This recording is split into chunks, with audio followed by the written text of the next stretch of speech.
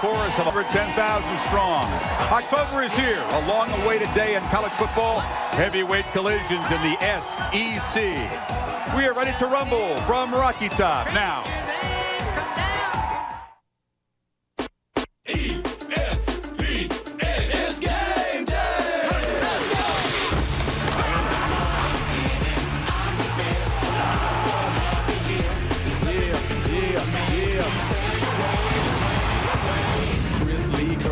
Back for another year. ESPN King of College picks in, make it clear. College Game Day is built by the Home Depot, proud sponsor of college football's premier pregame show. We got Bedlam in the Big Orange Nation, and we're about 9 hours plus from kickoff. Number 9, Auburn. Number 8, Tennessee, one of the showcase games on the first Saturday of October. And the Big Orange Nation is ready. This is a lot of fun. This is the day, frankly, and the month we have waited for. The ADT National Championship Trophy, perhaps in line for the winner of this game. At least they can take an important, crucial step toward that. Chris Fowler, Lee Corso, Natalie attire today. Thank you. Kirk Herbstreit, ditto. Good, looking good. Rocket will join us, Jill Arrington here as well. And we have a special mystery guest. We have splurged on his transportation. Look at that ride. Just minutes ago coming in. He knows about the SEC wars. We'll fill you in later on. Well, this is really the first of back-to-back showcase Saturdays in the SEC. Games fueled by motivations like urgency, desperation, redemption, revenge, all that good stuff. Set on 4 of the 12 biggest stages in college football, 5 of the top 16 ranked teams. You got West going east.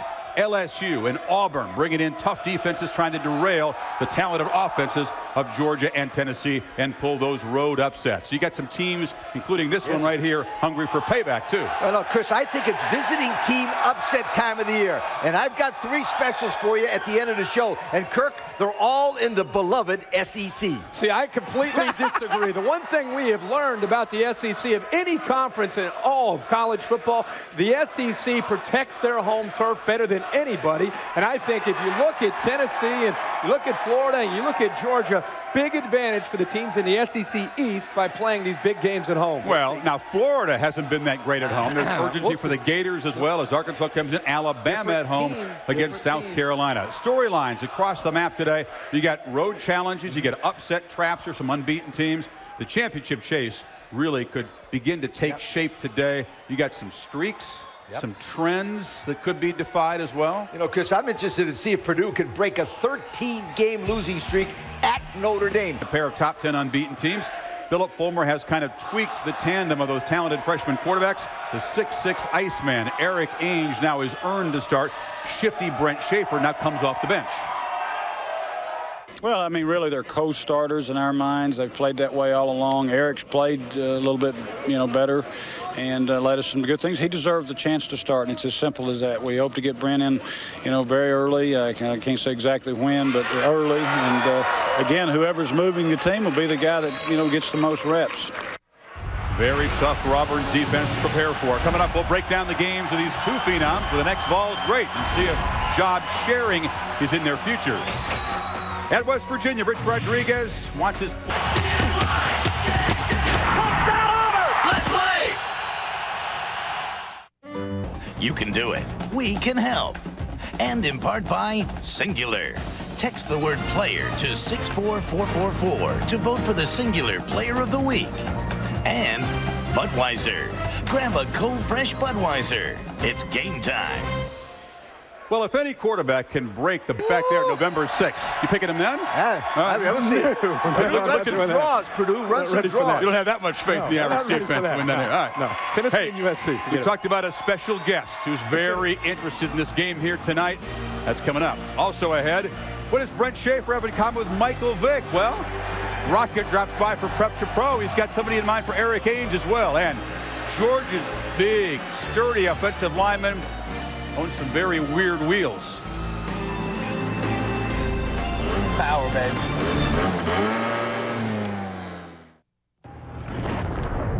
There is some urgency as those old rivals. Quarterback, there's Brent Schaefer, number 7.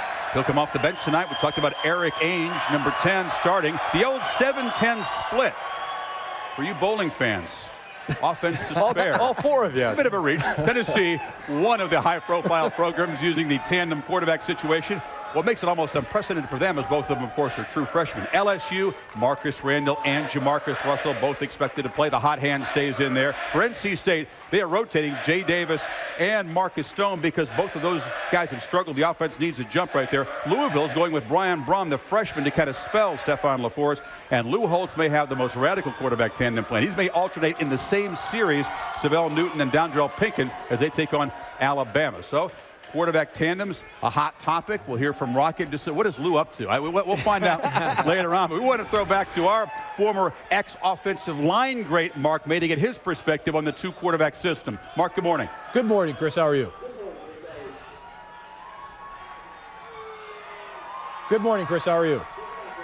I'm great. What do you think about the two-quarterback tandem, Mark? What's your take on it as an ex-lineman? Well, I don't like it. It's tough on not only the lineman, but the entire offense. It's just the little nuances that are very difficult. When you have one quarterback in the huddle, you're used to his cadence. You're used to how he calls the play in the huddle. On a 3-step drop or a 5-step drop, you know exactly where he is. Then the backup comes in. He calls the play a little differently. He may waver a little bit on his setback as a quarterback on his 3rd or 5th or 7-step drop. I don't like it. I think the only way a two-quarterback system does work is if you have your starter and then you have your backup or your 1A quarterback come in as a package. He'll come into the red area. He's a sprint-type quarterback that runs out of the pocket that can make plays on his legs. If you have that package in the red zone, the other thing is put him in at the end of the game to get him seasoned. So if the starter goes down, he has experience under his belt. And it's tough to get a rhythm for an offense. Kirk should know this as a quarterback. Once you get your rhythm as an offense, you're set, you're ready to go. But if you keep alternating quarterbacks from series to series, it's just too difficult, and it's a lot of pressure on the entire offense. Mark, you're exactly right. I think the offensive linemen, I think the receivers, the running backs, everybody feeds off a certain pulse that a quarterback brings into a huddle. The way he calls the cadence, the way he comes into the huddle, the way he talks to a team. Fundamentally, I'm against two quarterbacks for one team. It's very interesting, though, the way Tennessee this year has made it work. You're talking about two 18-year-old freshmen coming in. One is more of a prototypical drop-back quarterback. The other is very athletic. What it allows them to do is focus on half the playbook. They can look and see what they need to do, make the defense still focus on the entire playbook. But for Schaefer, the athlete, and for Ainge, the thrower, they only have to learn half of the playbook. I think it's worked out very well in this case, but I really don't like to see it. I don't particularly care for it, but there's an old coaching saying that says, if you have two quarterbacks, you don't have one. Well, let me tell you how I think it might work. If you got a senior quarterback starting and you could bring in a sophomore, then it might work. But if you got two freshmen and one starts and the other sits and he doesn't play much, the starter stays, and Rocket, the guy that's sitting, usually disappears. Coach, I have a simple situation that I had when I was in college that I felt like corresponds exactly to what you're saying. When Tony Rice was a senior, Kent Graham was a junior. We had a freshman from Goshen, Indiana by the name of Rick Meyer. It became evident during that season that Rick Meyer, if he didn't start, he was going to have an opportunity to play a lot. Kent Graham didn't feel comfortable with that situation, and he ended up, Kurt, transferring to Ohio State, where you guys were. Yep, did a good job. Mark, what do you think? I mean, it can work. It has worked historically in some situations in college if the guys have different styles and they're both team guys. Yeah, it can work, Chris, but if you looked out through the course of history, you don't find many teams that win national championships with a two-quarterback system. There's a reason for that. You want one guy to go to. I've been in situations in the huddle where linemen are looking at one another saying, okay, is it quarterback one or is it quarterback 1A that's coming in the next series? You have to prepare yourself mentally. And I don't think that's fair to an offense. I think you've got to have that one guy to look to as a leader in an offensive huddle. It's different on defense. You can take a defensive tackle, you can take a safety to put him in there, but on offense, all eyes are on the quarterback because he's calling the plays, he's handling the ball. You want to look to him to be your leader in that huddle. You want one guy to do that. It's going to be interesting, guys, to see if Holtz actually does use his two quarterback in one series. And also interesting to see how things work out right here because Jonathan Crompton, who's a very highly touted pro prospect at passing quarterback, has verbally committed to Tennessee. He's noticed how well Ainge has played. Schools are still trying to recruit him. About 10 of them trying to make him aware of that situation. These talent log jams at quarterback, though, usually work themselves out. We're not going to speculate on guys transferring or decommitting, but they work themselves out the way that Brandon Stewart transferred away. Peyton Manning did okay when he stuck around. You can see over the years, sometimes it's worked well. You know, Nebraska won a national championship with Behringer and Tommy Frazier alternating in the Orange Bowl. Nothing when you're losing. Well, Georgia has experimented with a two-quarterback system. No longer David Green is in place. And coming up in the show, we'll talk about the Georgia Bulldogs making their way back to College Game Day, built by the Home Depot.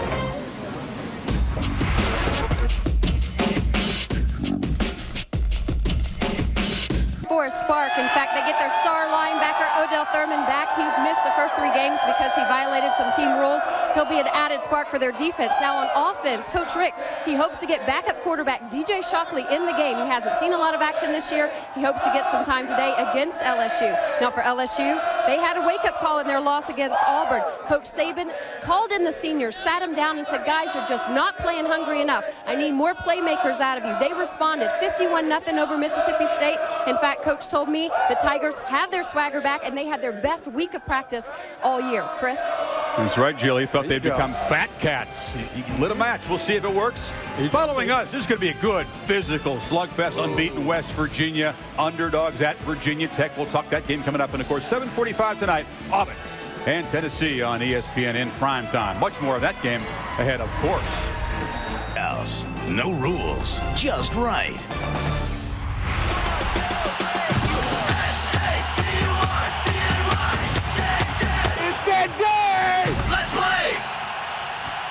My most intriguing for the pigskins in my bones and my soul. Fuck them up your chin strap. Let's get it done. Blow the whistle. The days on the boat. Game day. It's official. Yeah!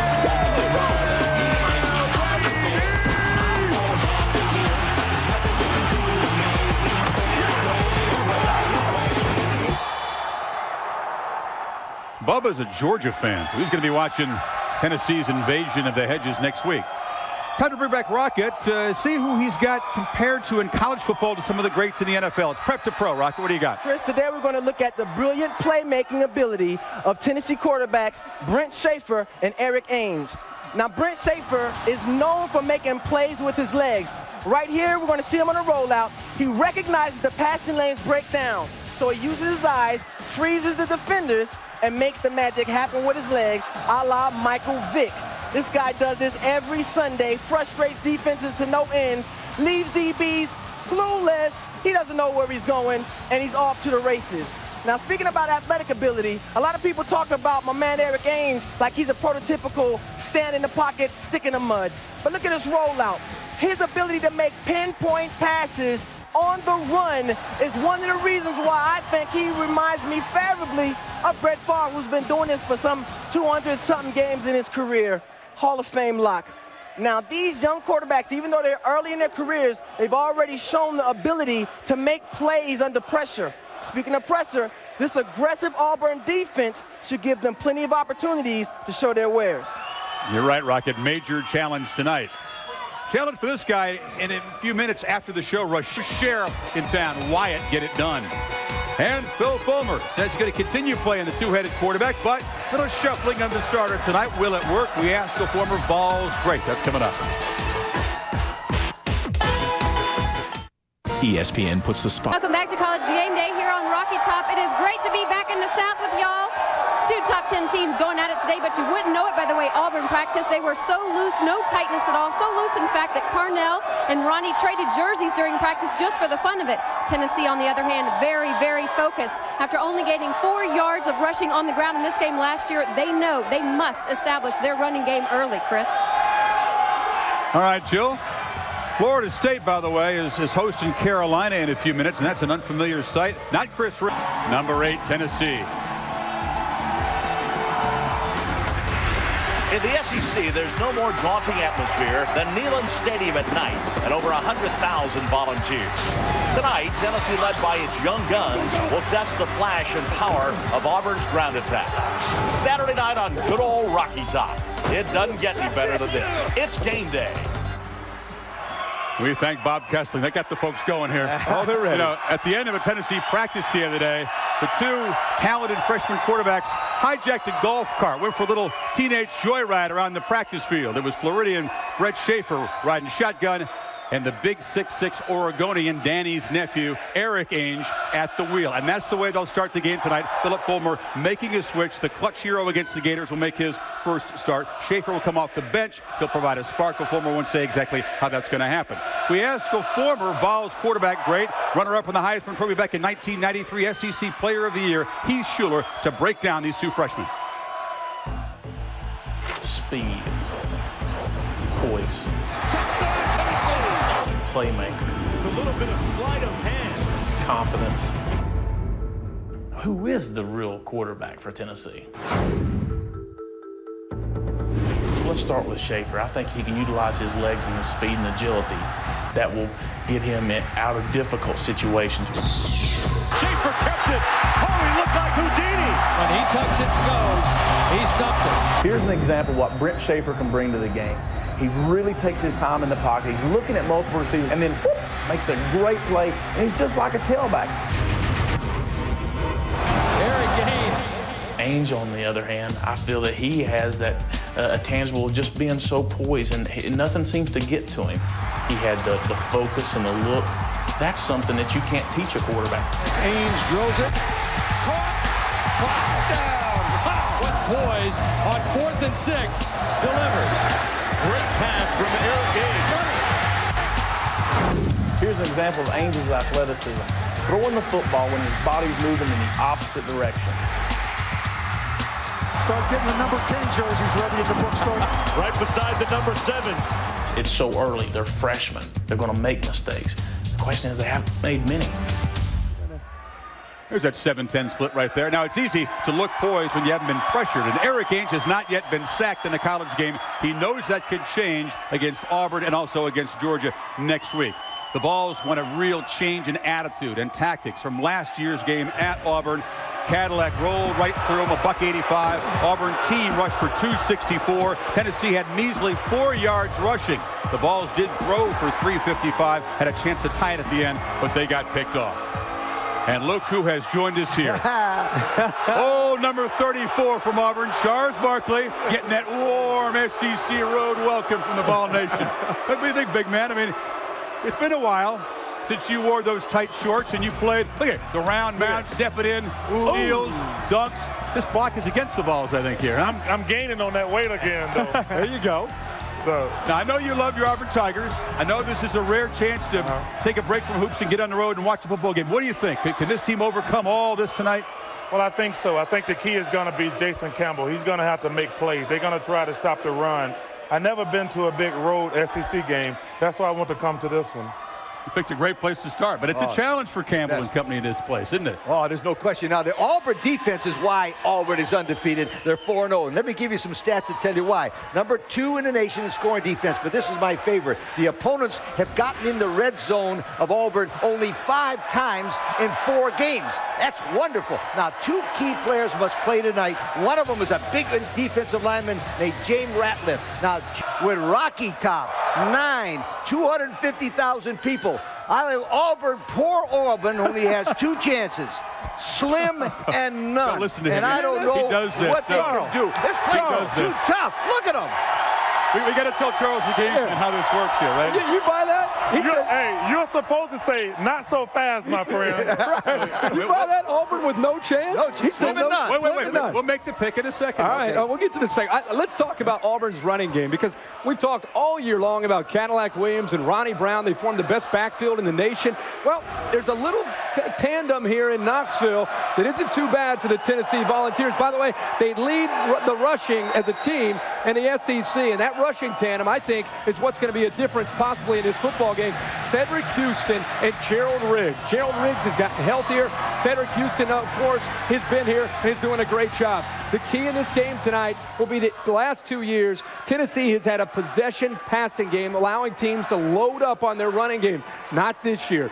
Tennessee has the ability to go over the top. So if Auburn or anybody else tries to crowd the line of scrimmage, Tennessee with Eric Ainge will go right over the top with some big plays with the pass game. All right, that's a little bit of a lead. It's a lead. Everybody here out here pick the game at Arkansas. You talk about trying to cope with hostile environments on the road. The Hogs have a seasoned quarterback, but they got a lot of young guys going to the swamp to take on Chris Leak and company, and the Gators face desperation. Let me give you some stats you're not going to believe. There's not one single football player in Arkansas that... To give you his platinum 5-star selections. He'll join the fun in our final segment. Saturday selections all counting down to the folks' thoughts on Auburn and Tennessee. When we come back to Rocky Top on College Game Day, counting down to West Virginia and Virginia Tech. College Game Day is built by the Home Depot. You can do it. We can help. And in part by Miller High Life. To live simply, proudly, boldly manly. This is the High Life. If you want to add a little...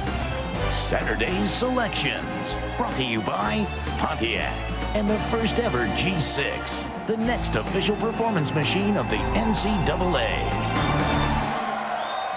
Guys, quick thoughts on some ranked big changing performers, Lee. Texas Tech, Sonny Cumbie. The quarterback is going to throw the ball 60 times. Against Oklahoma? Yeah, but Oklahoma wins the game. No chance of Cumbie playing well against Oklahoma. I think Chris Leak, I think he has a great chance with Florida. All the inexperience of Arkansas, they play so much man coverage. Chris Leak will have a huge game today in Gainesville. You guys ready for Pontiac Saturday selections? Yeah, and for the first time ever, we got to guess. And the big man gets a first swing at all these games. We're going to start out in the Pac-10. This is my favorite game of the day. Cal's had 3 weeks off.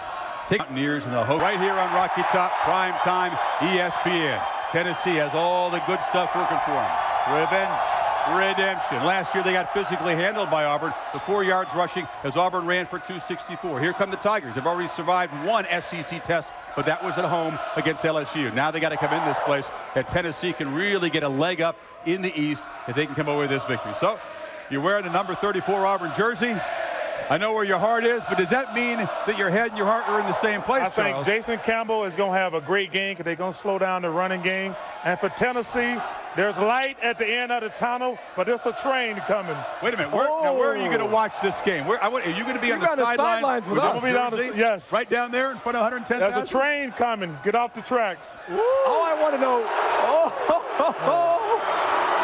Charles, all I want to know, are you going to wear the jersey when we're on the sideline? Are you going to wear that jersey? Yes, I am. All right. Wow, now that's loyal. I disagree with you. I think Tennessee's coming into this football game, and the main reason I think Tennessee wins this game is Robert Meacham and the collective group of wide receivers that Tennessee has to go over top of Auburn's defense. That's going to be a key. Ainge, the passing game, and then open things up for Cedric Houston and Gerald Riggs. I like Tennessee to beat Auburn. Are you playing to the crowd, sweetheart? Man, you really think Tennessee should have? Well, let me tell you something. I'm going with these guys because Macho, let me have that thing. Uh-oh. Wait a minute, I ain't finished. Wait a minute. I'm not finished. There. Oh, no. Let me have one of those things here. No. Let me have that, yeah. I'm not finished. Smokey begs to differ. Auburn! I'm with you, baby. Get off the set. I'm with you. We got all kind of mystery guests out. You with them? Do you feel better or worse? I feel good. I feel very good. You do? All right. They wouldn't let him put on the real tiger head, by the way. They could not put on the authentic tiger head to make the pick. It looks better this way. All right, this game prime time on ESPN, 7:45 Eastern time right now. West Virginia. Go Auburn. Check, Charles. Thanks for playing along. Enjoy your day at college football. We'll be back here later on tonight. Oh, man. But waiting at the end of the ball walk is another unbeaten team, Auburn, with a thrilling win to its credit, a 1-point victory over defending co-national champion LSU. 2 top 10 teams with high hopes for an SEC championship and much more tangle in Tennessee tonight. Now, let's go to Chris Fowler. And Ron, thank you, along with Kirk Herbstreit. Lee Corser, our buddy, being honored at a reunion in Indiana tonight. Well, you talked about the hurdles each team has cleared getting to this point. This game really is the vortex for Auburn's season. If they survive this road test, be heavily favored to be 9-0 going to Georgia. Tennessee has to go to Georgia next week, but this one's big. This one is huge, and if you think about these teams and the way they've gotten to this point, up to this point in the season, one thing is very clear: Auburn comes into this game with the ability to throw and the ability to run. But Tennessee, I think that's the difference in this year's game with Tennessee. It's not just Cedric Houston and Gerald Riggs. They have the ability to get the ball down the field, and Eric Ainge, I think, can exploit Auburn's secondary by throwing big plays to his new receivers this year that can really stretch a defense and get downfield. I like Tennessee. Ainge, the true freshman, making his first start tonight. Brent Schaefer will be used off the bench, but you believe a lot has changed since Auburn physically punished the Vols a year ago. Well, I think that's the thing, is that last year Tennessee struggled being able to stretch a defense because they had more of a possession passing game. With these young quarterbacks and with the receivers they have this year, it allows them to challenge defenses by throwing the ball more vertically, and then they can go back to their bread and butter, which is their running game. They lead the SEC in rushing. All right, kickoff coming up here. Time now for the College Game Day scoreboard, presented your way by Burger King. To the studio, Reese Davis, Trev Alberts, and Mark May. Guys, great day so far.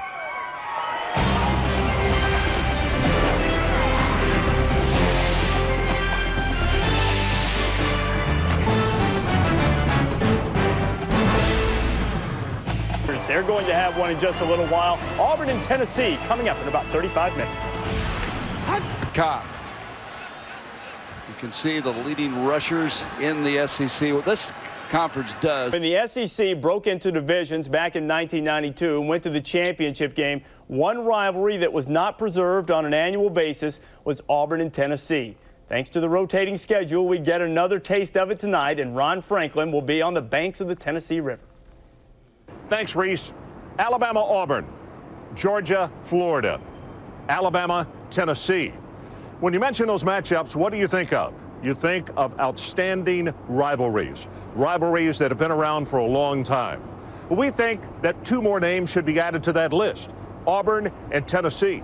Because you check the numbers in the last 3 decades, and this rivalry has turned into one of the very best in college football.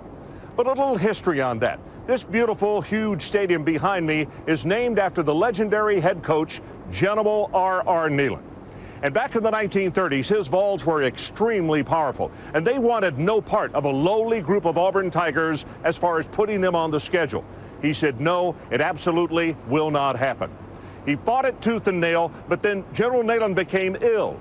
And during his illness, he had to take a leave of absence. It was at that time that the two schools came together, and thus the development of one of the best rivalries in college football. Truly ironic, Reese, that so many good things that happen here in Knoxville with the University of Tennessee in football have happened because of General Neyland. And this one actually happened in spite of him. Tonight, another chapter unfolds in the storied rivalry, Auburn and Tennessee. And in this one tonight, they come in undefeated, both ranked in the top 10. Reese, back to you. And Ron, we're looking forward to it. Jason Campbell has flourished in the new Auburn offense under offensive coordinator Al Borges. We'll see how number 17 does against the Vols. Opportunity to start a game, and he's operated efficiently, and we wanted to start off. Obviously going to be a lot of hype in this game early, and Brent will definitely play. Now, is there a prearranged time when Brent will get into the game? Not right now. We've been going every couple series and then kind of never got hot, but we'll see how it goes during the game. Last season for Auburn, their backs, Carnell Williams and Ronnie Brown, played a huge factor in that game. How do you stop them tonight? Well, those two backs have dealt a lot of misery in this conference for a long time. You know, we'll have to swarm tackle and do a good job of that, and keep a lot of people close to the line of scrimmage the best we can, because Jason Campbell does a good job as well. So hopefully a mix of coverages and support systems, and not letting him break 2 or 3 tackles. They're both really great backs. But we've got a couple good backs too. Thanks for your time, Coach. Thank you. All right, Reese, let's send it back to you. All right, Aaron, and Phil Fortner making that decision on his quarterback, and it's been a pretty easy one, frankly, because Eric Ainge has played like anything except a true freshman. And Mark, he said that the way my offensive line is protecting me, it's like I'm in a 7-on-7 tournament out there just pitching the ball around the yard. Well, that's going to change tonight. And I think this Auburn defense with defensive coordinator Gene Chizik is going to put pressure on both Eric Ainge and Brett Schaefer to find out how they act under pressure, Trev. I think that's the biggest key of this game. If they're knocked around, pushed around, forced out of the pocket, how do they react in this football game? Mark, you took a smart pill because I absolutely agree with you. I think that Auburn is going to win this game, Reese, and I think it has a lot to do with defense. I don't think that Tennessee's defense is good, and I think that Jason Campbell is a different quarterback. They've always had a nice offensive line. They've always had 2 great running backs, but Jason Campbell and those wide receivers, once they get that running game going, that young defensive secondary of Tennessee will be exploited. Auburn will win the game. I appreciate you lending me a couple of those pills out of your bag. Thank you. How froggy is he feeling after the Georgia win over LSU? Pumped. Yeah, I'm on fire. I'm telling you, I don't know. Are they the 3rd-ranked team in the country now, Reese Davis? They looked like it today. I don't think there's any question about that. You know what Eric Ainge said? He said Auburn hasn't faced an offense like us. Kids not lacking for confidence. 1,000 strong, the Sea of Orange. Tennessee faithful right behind us here. And the Auburn Tigers stepping into this cauldron of noise. Should be a whole lot of fun. It always is in the SEC. Kirk Herbstreit alongside. We'll get to this game in just a second. But first, great Saturday afternoon in college football. And Kirk, what struck me, poised quarterback performances by 3 seniors. Kyle Orton, Purdue, David Green of Georgia, Aaron Rodgers of Cal. Great numbers combined for 12 touchdowns. But it was the performance behind the stats that was so superb. All those performances came against teams that had beaten them, embarrassed them in their careers. In their last crack against those teams, they all came through spectacularly. Anytime a quarterback steps up and performs well, it means the team as a group played well. And in David Green's case, I think he silenced his critics and he silenced his team's critics by stepping up and playing well. We talked about it this morning on game day. Man-to-man opportunities for the Georgia receivers against the LSU corners, and that's exactly what happened in this game. Georgia got one-on-one opportunities, and Freddie Gibson and Reggie Brown combined to have 8 catches for like 160 yards with 4 touchdowns. That's incredible performance. A great effort against, let's not forget, that's a fine LSU defense they did that against. You want to talk about the redemption of Virginia Tech's defense against West Virginia, too. Yeah, Virginia Tech as a team defensively has kept himself in every game they play, even in their losses to North Carolina State and USC. And today, you could see Bud Foster at the end of that game, how important a win this was for Virginia Tech, and it's because this defense, much maligned over the course of the last 2 years, has stepped up and kept them in football games. That was a great effort. Now to this game, we're both so eager to see Eric Ainge and Brett Schaefer, the true freshmen. If you think these guys as teenagers a year ago were playing in high school games, it was Eric Ainge playing for Glencoe High School against North Bedford. Now here he is in the biggest stage in the sport against Auburn. I think the big key in this game, you can see the crowd, how fired up, they're excited for this football game, is that Eric Ainge and Brett Schaefer have to have the ability to beat Auburn's pressure. Remember, Tennessee ran for 4 yards last year against this Auburn defense. Don't forget that Cedric Houston and Joe Riggs, they've not forgotten that.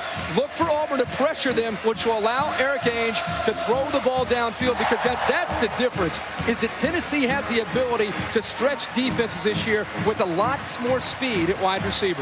It's going to be, in some respects, one of those old-fashioned Southern tests of man. And anytime you had a game where you had 4 yards rushing on one side and 264 on the other side a year ago by Auburn, you know they're going to make Tennessee prove they can stop the run right away. Well, they're going to have to be able to do that. Tennessee's defense, remember, has been a little bit susceptible to the deep play through the air. Already this year, they've given up 10 plays of 20 yards or more through the air. Auburn, of course, is going to try to challenge that. At the same time, you mentioned the 264. Tennessee has to crowd the line of scrimmage, put the game into the hands of Jason Campbell and say, hey, everybody's talking about how much you've improved. Prove it to us. I like Tennessee with this crowd. The home field advantage will continue with the Vols getting it done. First week of October and a very crucial game for both teams. Auburn at Tennessee on Rocky Top. Kickoff when you come back to Knoxville.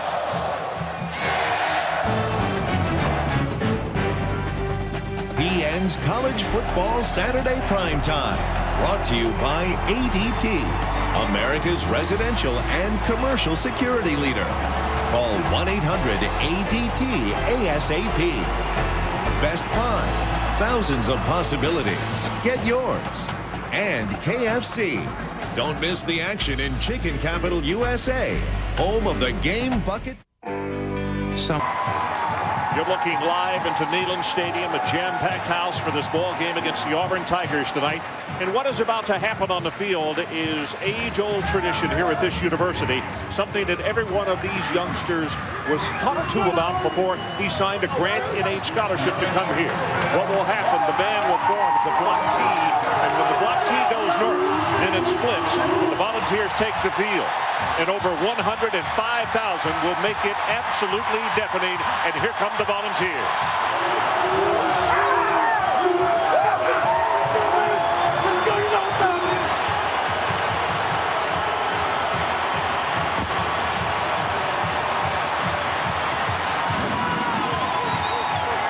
So you're looking for reasons to believe that college football rules in the South? Well, how about over 100,000 of them packed together to watch two proud programs give their all on the field of play, all seeking in this uniquely Southern celebration.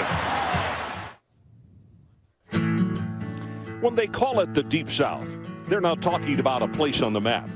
They're talking about the size of Southerners' hearts. In the South, everybody has utmost respect for everybody around them. They're talking about the length of legacies. Real family-oriented. The strength of traditions. I was raised to say yes, ma'am, and no, ma'am. The South is deep with abiding values, with gentility, with affection for simple pleasures, and with passion for college football. The Southern people, they really dedicate themselves to football. It's like religion in the South to play football. In the South, football is everything. And it doesn't get any deeper or more dramatic than this. It's pretty much the reason you play college football is games like this.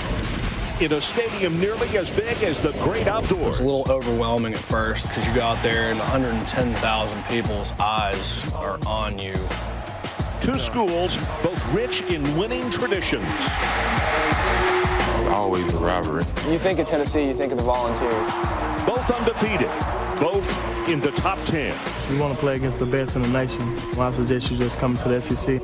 In a game with significance as deep as Southern pride. Football down here in the South is an obligation.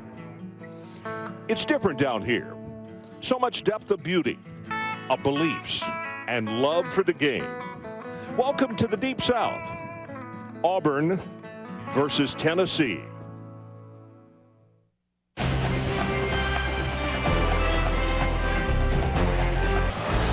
Welcome to ESPN's College Football. Tonight, the 9th-ranked Auburn Tigers take on the 8th-ranked Tennessee Volunteers. All season ESPN Saturday Night College Football will be broadcast in high definition, presented by Phillips and Best Buy. Hi, everybody. Ron Franklin along with Mike Gottfried, and welcome to a packed house here at Neyland Stadium. Two football teams that if they looked in the mirror, they would see the opposition or see themselves. They both want to run the football. They both want to play really tough defense.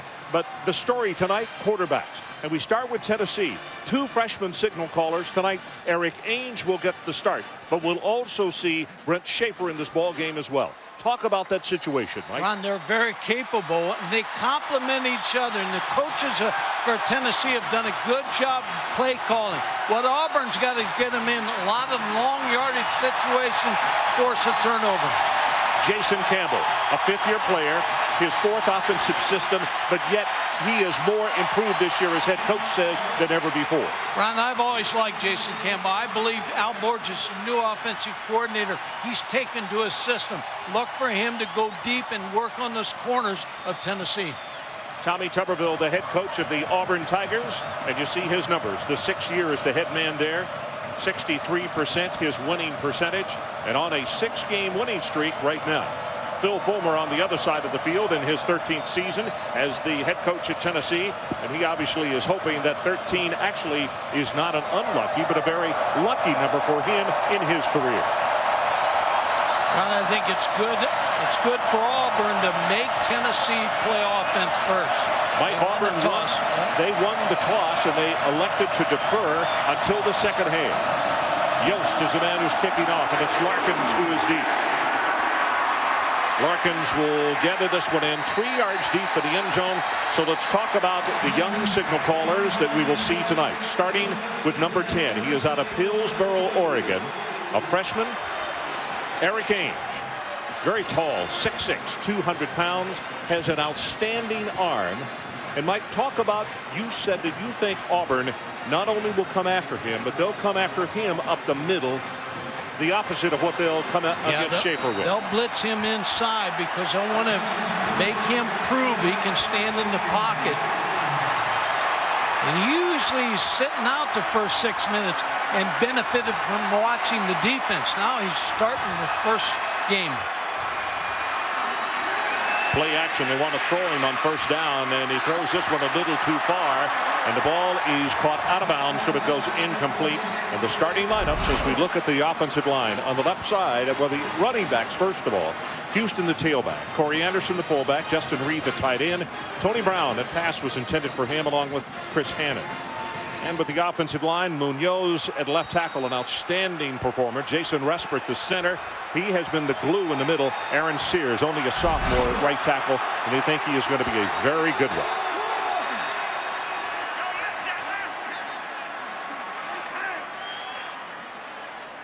Steve Shaw, our referee tonight, and a whistle, and I don't think either team called a timeout, but a stoppage in play, and Steve will give us the announcement. Timeout, Tennessee. That's their first timeout. So, Mike, he came from the sideline. That answers a question right there. Possibly the wrong formation, or did they have the wrong personnel grouping in the ball game, or what? I think they did, Ron, but I want to go back to Eric Ainge starting his first time. Usually when he's in a ball game with Tennessee, he's standing on the sideline watching the defense. He benefited from 6 minutes of watching what the defense would do. So then he comes in the ball game. He did a good job of picking them apart. You see his pass efficiency ratings very good. Now all of a sudden he's starting the game. He's right out there first play. I like what Tommy Tuberville did. Made to force Tennessee to play football on offense first. Here's a look at Brent Schaefer on the sideline. When will he come in? Good question. Both the head coach and the offensive coordinator said possibly after the second series. It just depends on what happens in the ball game. But obviously a situation that Tennessee was not comfortable with. And they start off the ball game with the timeout after only 5 seconds coming off the clock.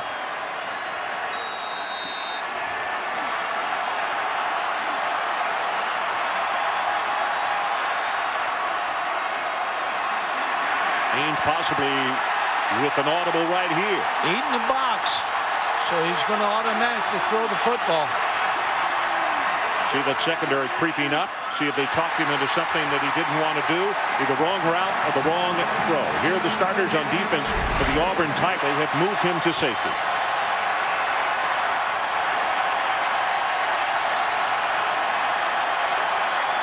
A lot of movement by Auburn's defense.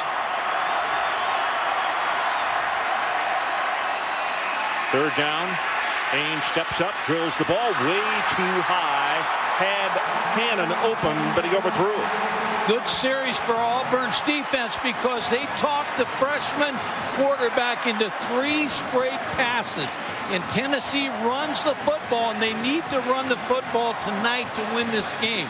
Very good series by Auburn's Gene Chizik, the defensive coordinator. Dustin Colquitt comes in to kick the ball away. You remember last year against South Carolina here. He was our MVP because he literally kept South Carolina just glued to their own end zone all night long.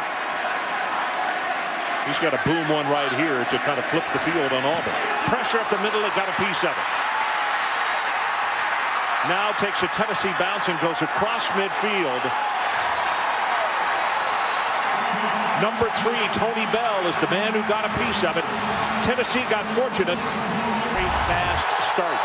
And as Mike said, they talked the freshman quarterback into 3 plays that probably they didn't really want to run.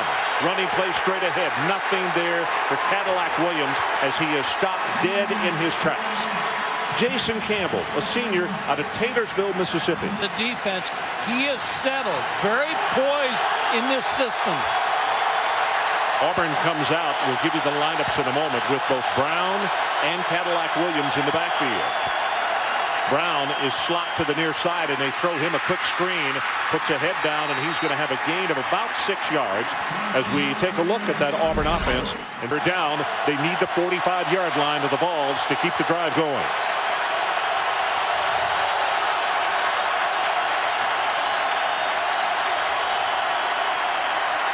Short drop, quick out pass, almost intercepted and then taken away by number 86, Courtney Taylor, and he'll have the first down. This should have been picked off. Jason Campbell sits in 5 steps and throws the football. Brandon Johnson had a shot at it. Courtney Taylor just took it away from him. Look at this, Mike. I mean, that is in his hands. That's the weight room. Why he let go, I don't know, or he had it taken away. So put an asterisk by that play right there should Auburn score on this drive. Now from the Tennessee 34. Movement on the right side. Duckworth came out of his stance along with Danny Lindsay. They've had to make a lot of changes back here. Jason Allen was their best corner. They have moved him to free safety. First down and 15. Running play. Tries to bounce it outside, and he will for about 3 or 4 opening series. It certainly went his way defensively. Now he's trying to make sure it goes his way offensively on this first series. Second down and 10.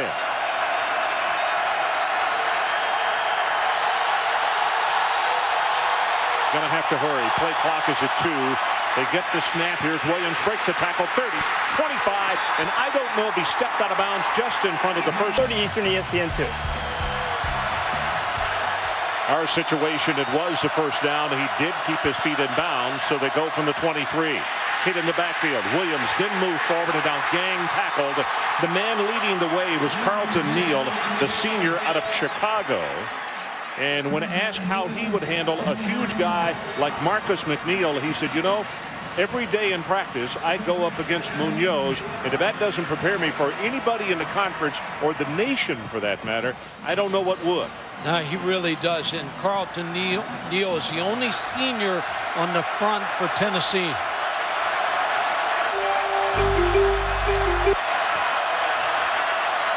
This time from the shotgun.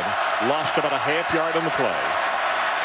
Pass out in the flat. They throw this quick screen to Ronnie Brown. He's close to the first down, stretching the football out. He'll miss it by 1. And now the place. 2 tight end alignment, Cooper Wallace and Cole Bennett.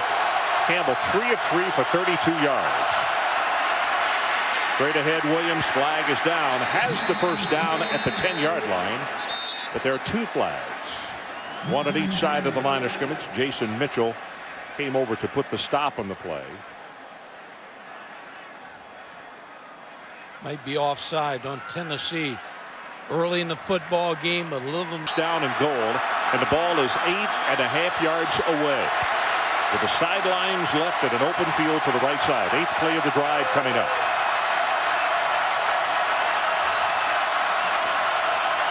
Pitch to Williams. Nothing on the outside. Here comes pursuit, and he's going to be racked up. He may have lost a half yard on the play. That is good pursuit and gang tackling by the Volunteer defense. Any other back other than Cadillac would have lost 5 yards. He got back to the line of scrimmage close to where he started. He really beats his blocker out there. The quickness blocker's a little too slow. Kevin Burnett makes the play. Kevin Burnett got a piece of him first, and McBride and also Fellows helping out. It'll be second down and goal, and they've now spotted it at the 9.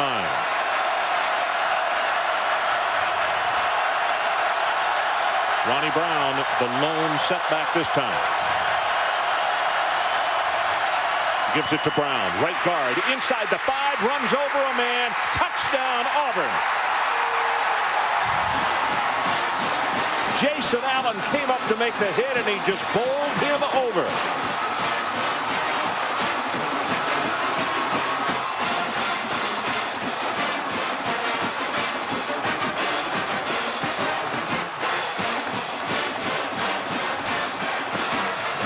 That's why I think Ronnie Brown is really the most valuable player. John Vaughn with the extra point attempt in what has normally been just a regular thing, but not in college football, not this year. That one goes through the uprights. Let's take a timeout. We are back on the Auburn sideline. Ronnie Brown walking along and doing the very smart thing of congratulating all those hulking offensive linemen for the job that they did, because too many times when we see the dances and what have you, individual performances after a touchdown, you didn't do it by yourself, and it's always good to go over there and thank those big fellows and say, hey, let's do it again. That was fun. Here comes the kick, and it'll come down to Larkins at the goal line. looks for a hole. Excellent coverage on the special teams. Let's check on the sideline. And Aaron Andrews. Well, Ron, not only is Auburn playing the 8th-ranked team in the nation, but they're doing it in the 3rd largest collegiate stadium in the country. Now, by the looks of Ronnie Brown's touchdown, you'd think these guys had some experience here, but get this, not a single Tiger player has ever been to Neyland Stadium. Auburn actually opted to walk out, or not come to their walkthrough last night. Tommy Tuberville told me that's nothing new. They're very superstitious. They haven't gone through a walkthrough since last year because every time they did, they would lose. He said, Aaron, there was no way we were coming near this place last night. And coaches, just like players, can be very superstitious. Here goes a running play. Has 5, has 10. Count that off for Cedric Houston. And Mike, that is what we talked about during the timeout.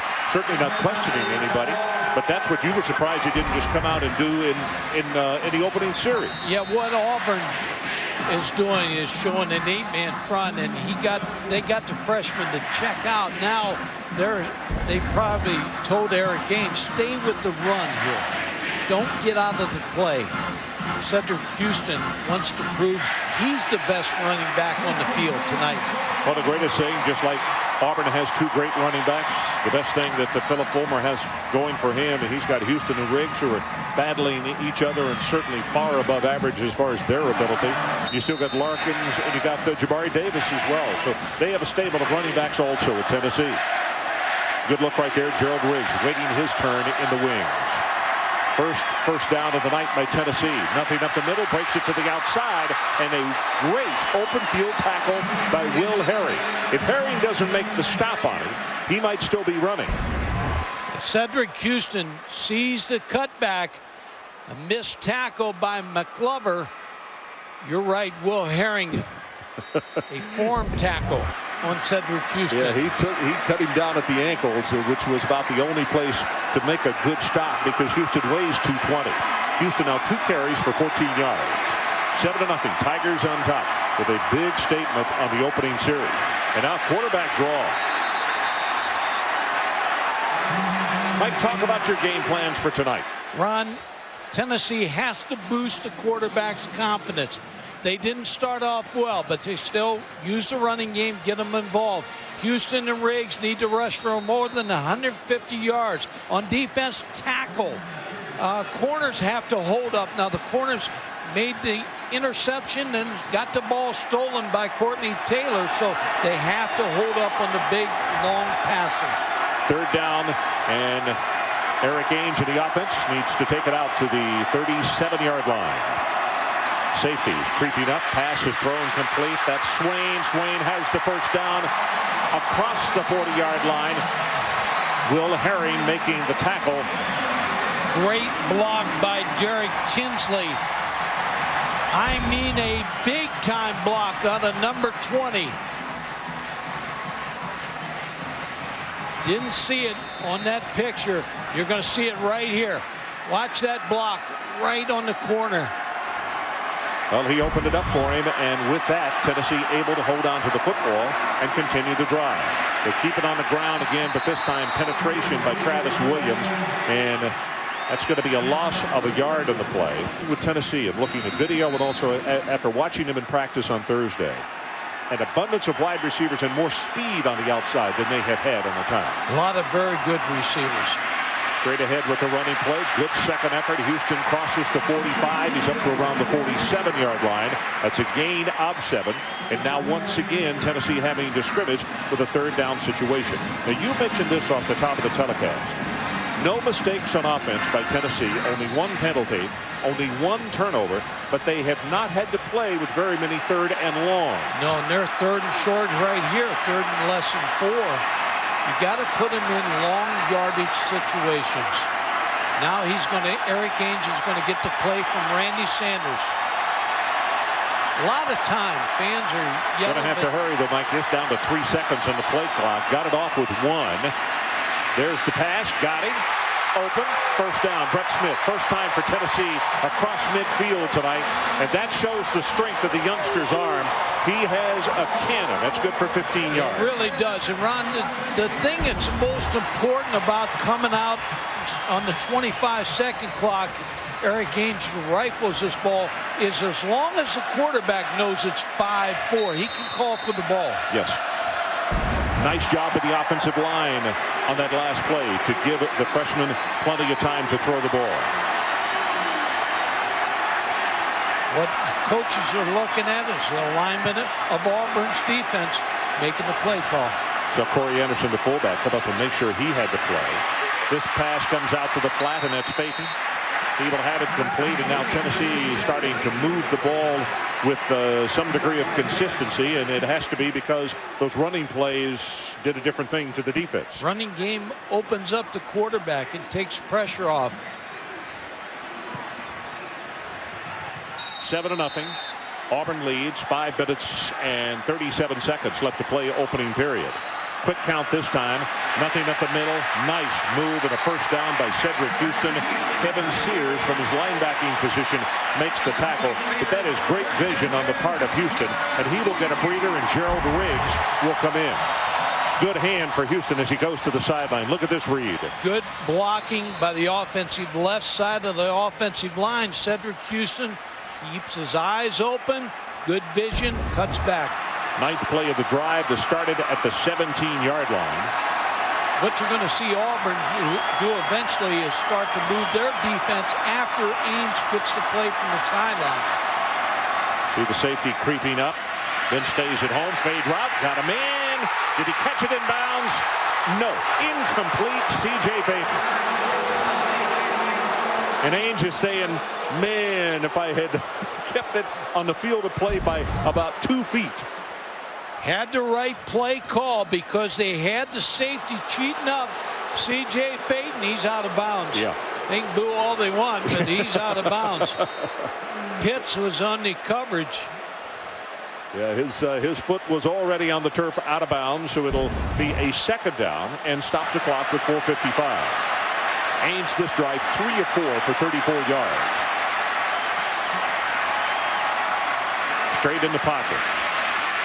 Got a man over the middle, throws it very tall, and on that play, actually the wide receiver winds up having to play defensive back because Brett Smith, it was well over his head, and he's 6'3". Brett Smith running a post route. Ball's hung up too high against Pitts. Like that thing could have even been thrown bad and low, and that would have been a touchdown. There's Brent Schaefer. Now, I don't know when he's going to get in the game because if Ames takes him in for a touchdown, I think Ames stays in the football game. If he doesn't, I believe Schaefer will be in. 12th play of the drive coming. Third down. They need to take it to the 15-yard line. This time they roll the pocket. Backside pressure. Throws this one. And just throws it way too far. That one about 5 yards out of bounds for Tony Brown. McClover with some really good pressure for Auburn coming from the backside. Now, Ron, if you're Tennessee, Philip Fulmer, Randy Sanders got to make a choice now.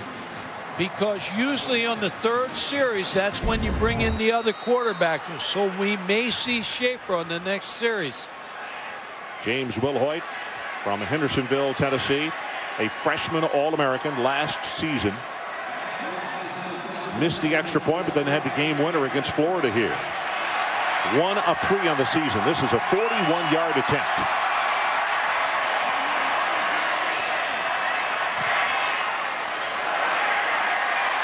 He got it. James Wilhoit from 41 yards. So let's take a break. 4:37 left opening quarter. 7-3 Auburn.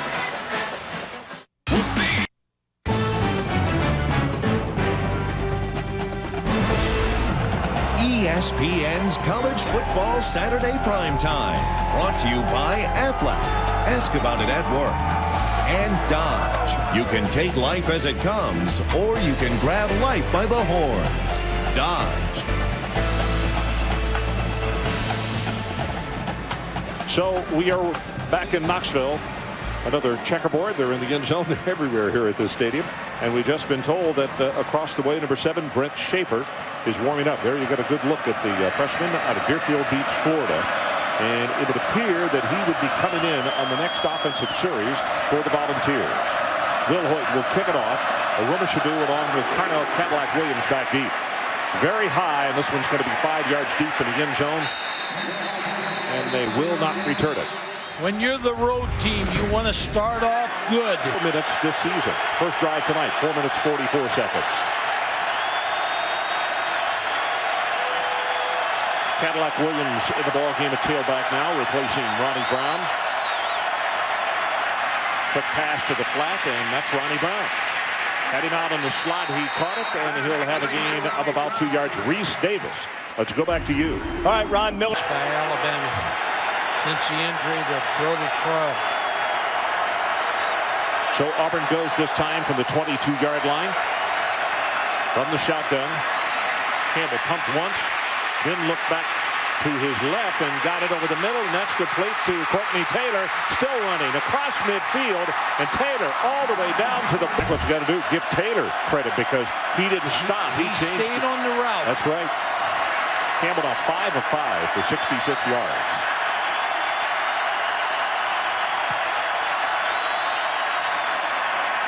Ronnie Brown goes left, cuts it back to the right, ran into his own man, and now he's going to have the first down. How about the game plans as far as all up? Courtney Taylor, the man at the top of your screen, he's wide to the left, and they give it to Williams. And Cadillac looking for a spot to go. He'll have a short 2, maybe 3 yards in the play. Brandon Johnson there defensively. Good block by Ronnie Brown that time. He does it he does everything. Tonight, 6 carries, 15 yards.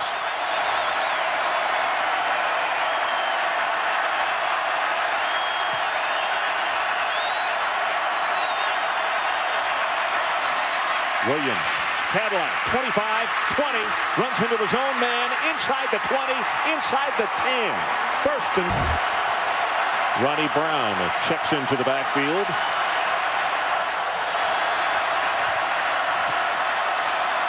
They give it to him, right side.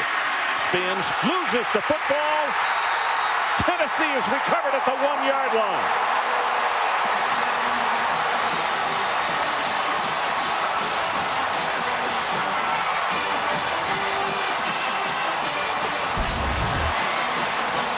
Ronnie Brown gets the football. You're going to see good blocking again, a good tackle. Might have been Omar Gaither.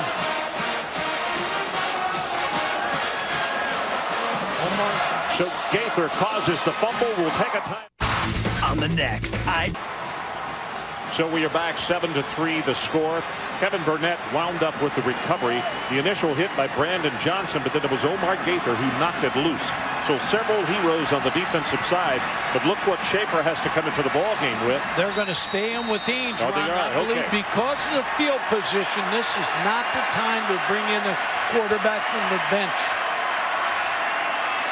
Play action, and he's going to try to throw, and the ball is incomplete, almost caught by Gerald Riggs, but very dangerous as that thing came off his arm. Jay Ratliff with pressure. Jay Ratliff moved from defensive end to defensive tackle, almost picked up a safety. You've got to be able to run it out of here a couple yards. Ainge, every offensive coordinator likes to throw that bomb from the 1-yard line, the long pass. Ainge is now 3 of 10 for 34 yards. He has missed his last 4. And straight ahead with the ball. And the players are saying that ball is loose. The officials coming in. They got it. Auburn football.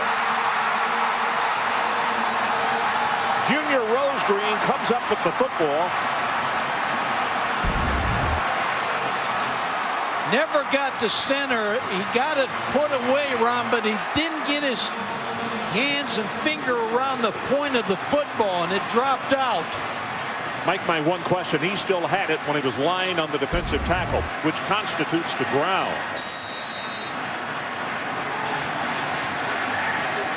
Yep, Auburn fumbled. Tennessee fumbled it right back to him. Cadillac Williams, the tailback. Auburn from the 1.5-yard line. Well, Campbell tried to come out. Flags all over the place, still loose, but the ball's been recovered by Auburn. Motion. It's going to be called the penalty on the motion before the snap of the ball, probably.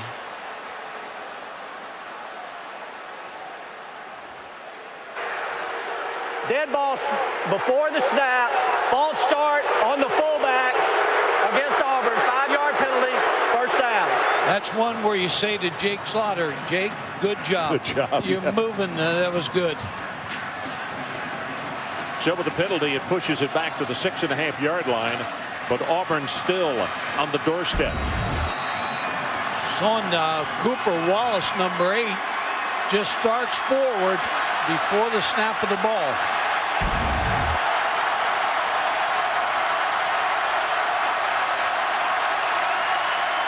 Williams, right side, turned to flip, and he's knocked down at the 5.5-yard line.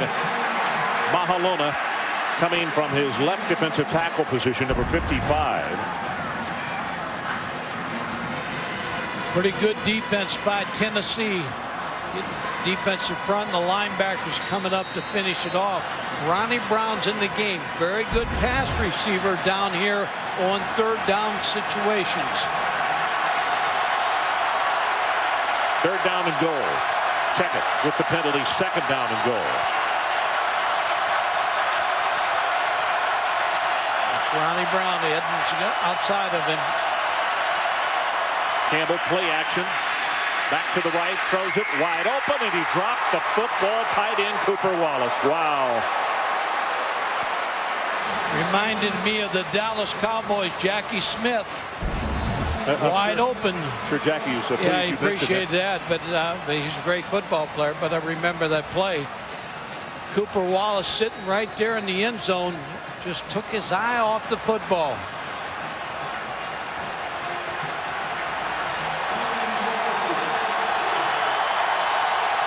So it's third down. 5.5 yards away. Campbell from the shotgun, right up in the middle. This one is caught, and touchdown, Obamano. They worked on the freshman, Jonathan Hepney, 33.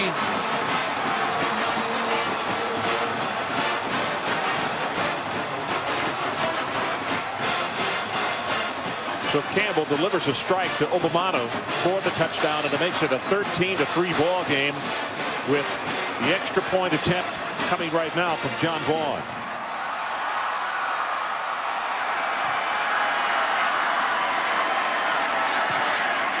Got it. And we have 17 seconds left to play in this opening quarter. And this huge partisan Tennessee crowd is gone rather quiet right now. Quick post against the freshman corner. When you see a freshman corner, you're going to try him out early in the football game. Jason Campbell, cool customer, delivers the ball.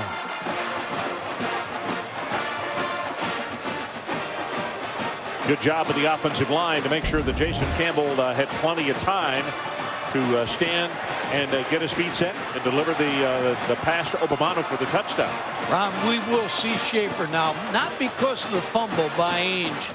That's the way this is designed. When you talk to the coaches, they believe both quarterbacks are starters. Ainge, I know he has to feel badly about that fumble. Never really got the snap, never was able to get his hands around the corner of the football. Well, tomorrow morning on ESPN, it's the NFL Countdown presented by Old Spice. In the hardest working pregame show, as Chris Berman and the gang will prep you for the day's action on NFL Countdown. Reports from all the games, up to the minute news and stats. For more information, log on to ESPN.com. NFL Countdown at 11 a.m. tomorrow morning. Ron, different plan for when Schaefer comes in the game. You talked about it at the start. Now you don't want to blitz much because all of a sudden Schaefer can hurt you with his arm and his feet. He can run. Good look at Brent right there as he waits to come in the ball game. Philip Yost prepares to kick it off. His ball club on top now by 11 points. Here's the kick. Larkins is the deep man. And 1 yard deep, he says, I'll return it. 15, and is not going to make the 20-yard line. Good coverage on the special teams as Trey Smith is down there for the Tigers to make the stop. And now let's talk a little bit about the youngster out of Deerfield Beach, Florida. Brent Schaefer, not as large as Eric Ainge. He's 6'2", 195, but possesses some really quick speed. Talked to Junior Rosegreen, the safety for Auburn. He said he's little Vic, Michael Vick. You can imagine now the butterflies for him as he comes into the ball game. Cedric Houston, the tailback. Probably the final play of this opening quarter. Lost his balance. Did his knee touch down? Yes. The linesman comes in and said he was down before contact. Brett Edens was there to make the tackle. That is the end of the opening quarter. So let's take a timeout. Auburn 14-3.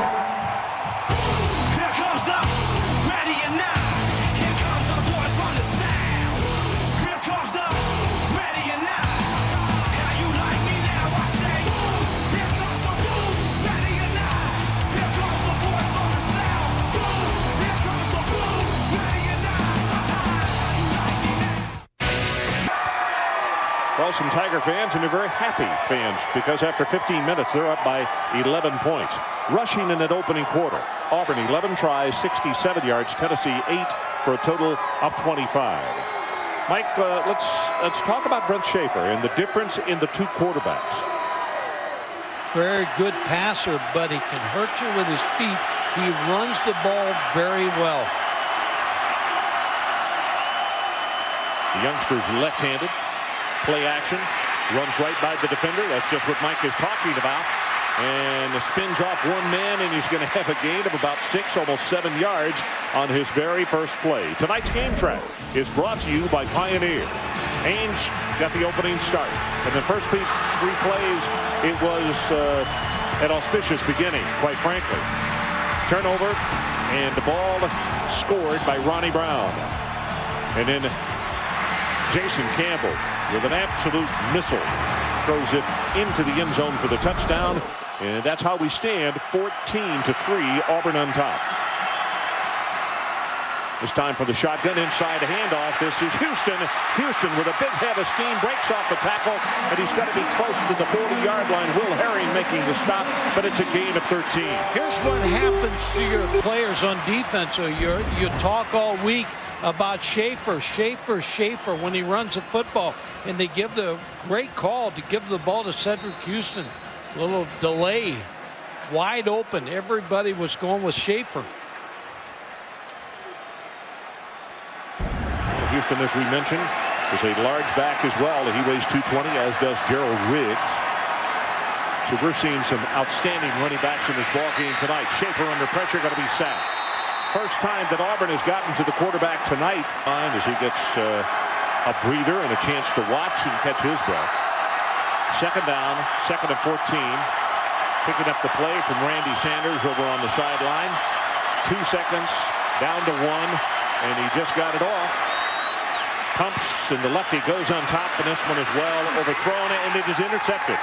Tipped once by Auburn, and the second man there was Junior Rosegreen, and he makes the pickoff.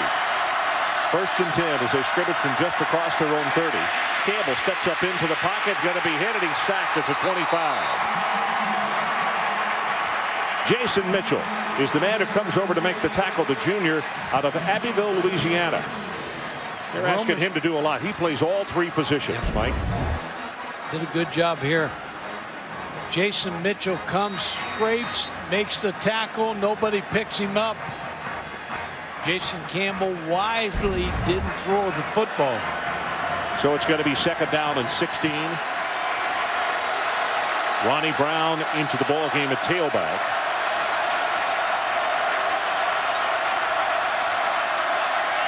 Campbell, they set a screen back into the short side of the field. It's Brown, 30, 35 at the 40, and is tackled. They say he stayed in bounds, and they'll mark him out at the 43. Hefney on the tackle, but it's a gain of 18. Ball and then throwing the screen to Ronnie Brown. Under 12 minutes to play until halftime. 7 of 8 for Campbell for 90 yards. A very, very good start.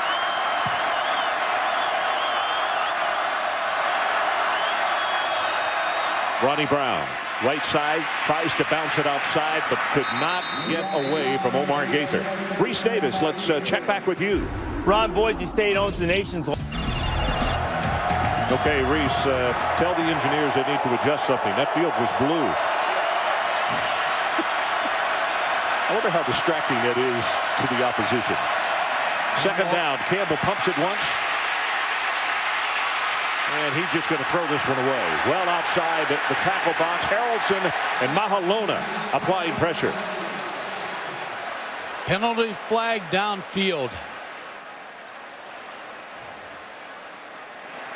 Going to be a personal foul, probably.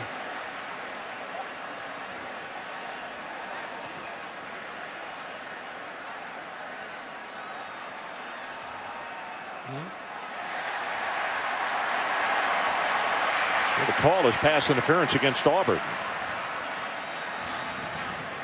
Silas Daniels is downfield blocking on Jonathan Wade, and the ball's being thrown downfield.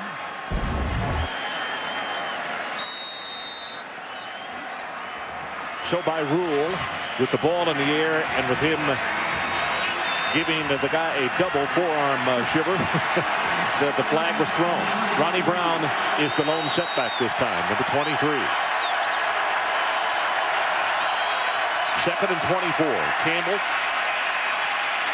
over the middle, throws it complete to Rumashadu. That's going to be a very short gain out to around the 33-yard line as Kevin Burnett joins Brandon Johnson on the stop. Well, Kevin Burnett has been all over the football field. Already graduated. His brother's quite a high school football player. Scored a touchdown in a football game last week, Kalen. Kevin Burnett's all about what college football is about. He could have gone to the pros last year, stayed in school. He wants to have fun, wants to enjoy the college experience. Well, to show you the respect his teammates have for him, he is a 2-year team captain. Third down. Line to make is all the way across midfield at the 47. And now flag comes down. Also a pretty good official. He's pointing the offensive lineman, moving more poised than we've ever seen him. I've always believed in him, but he has really come of age. Third down and very long. Going to go up the near sideline. They got one-on-one coverage, and he caught it. That's a Rumashadu. You can't throw it any better than Jason Campbell throws this foot. Maybe he even had both feet in bound. Let's look right there. Yeah. Running play straight ahead. Not much doing there as the front of that defensive line got penetration. Mahalona was the man who led the charge. Ronnie Brown couldn't find any place to run. You talked about 4 coordinators in 4 years. In there, things will turn around. Pretty good numbers tonight at 9 of 10 for 140 yards. Goes to the right side. Ronnie Brown running hard inside the 20. That's going to be a... Campbell has the first down as he keeps the ball. Allen comes up and makes the tackle, and a check on the sideline with Aaron Andrews. Aaron. Well, Ron, you and Mike talking about how poised Jason Campbell is. I actually spoke to his father, Larry, last night. He said that poise is nothing new. He's had it all his life, and you know his dad should know because he was his basketball and football coach in high school. He says he's been like that forever. He said a lot of kids were on Jason during high school saying your dad is the coach, that's why you're on the team. His father told me Jason would look up at his father and say, Dad, don't worry, I'll get those people off your back. Guys, he's had it forever. Back up to you. Well, he's getting everybody off his back tonight. That ball came loose, but I believe the officials are saying down by contact. Yes. Jason Mitchell made the tackle. So we're about to hit the midway point of this second quarter. As you take one more look at the replay right here as Mitchell makes the stop, and that's when the ball was raked loose. Mike, almost the midway point of the second quarter, and Auburn driving the football almost at the 10-yard line. Vols really can't afford to give up any points right here. Complete control by Auburn. 10th play of the drive coming up here with the second down and 9. Option play, pitches to Cadillac Williams at the 10, puts a head down, bumped out of bounds at the 6.5-yard line, and it's Jason Allen who was out there to tackle, and I believe unofficially we have him now for 6 stops in this ball game. Yeah, that formation that Auburn's showing on that last play when they've run the option, the last two plays. They've got Tennessee a little mixed up in who's forcing and who's containing on the tight end side. You see the drive, 5 minutes, 45 seconds, 10 plays, over 60 yards, and look at total offense as far as yardage in this first half. This time Campbell will go from the shotgun. Third down. They need to take it to the 2.5-yard line. And Campbell, not satisfied, wants to call a timeout and come to the sideline and visit with his coaches. So we'll take the break with them. 14-3, Auburn threatening. Okay, sir, here's your Avis Care package with local information, traffic rules, and a map. Whatever. Yes, I did. So we're back, 7 minutes, 15 seconds left until halftime. Third down. And again, the Auburn Tigers have to take it to the 2.5-yard line to move the sticks or bring in the field goal unit.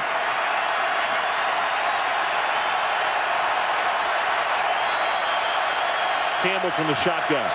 2 wide receivers to each side.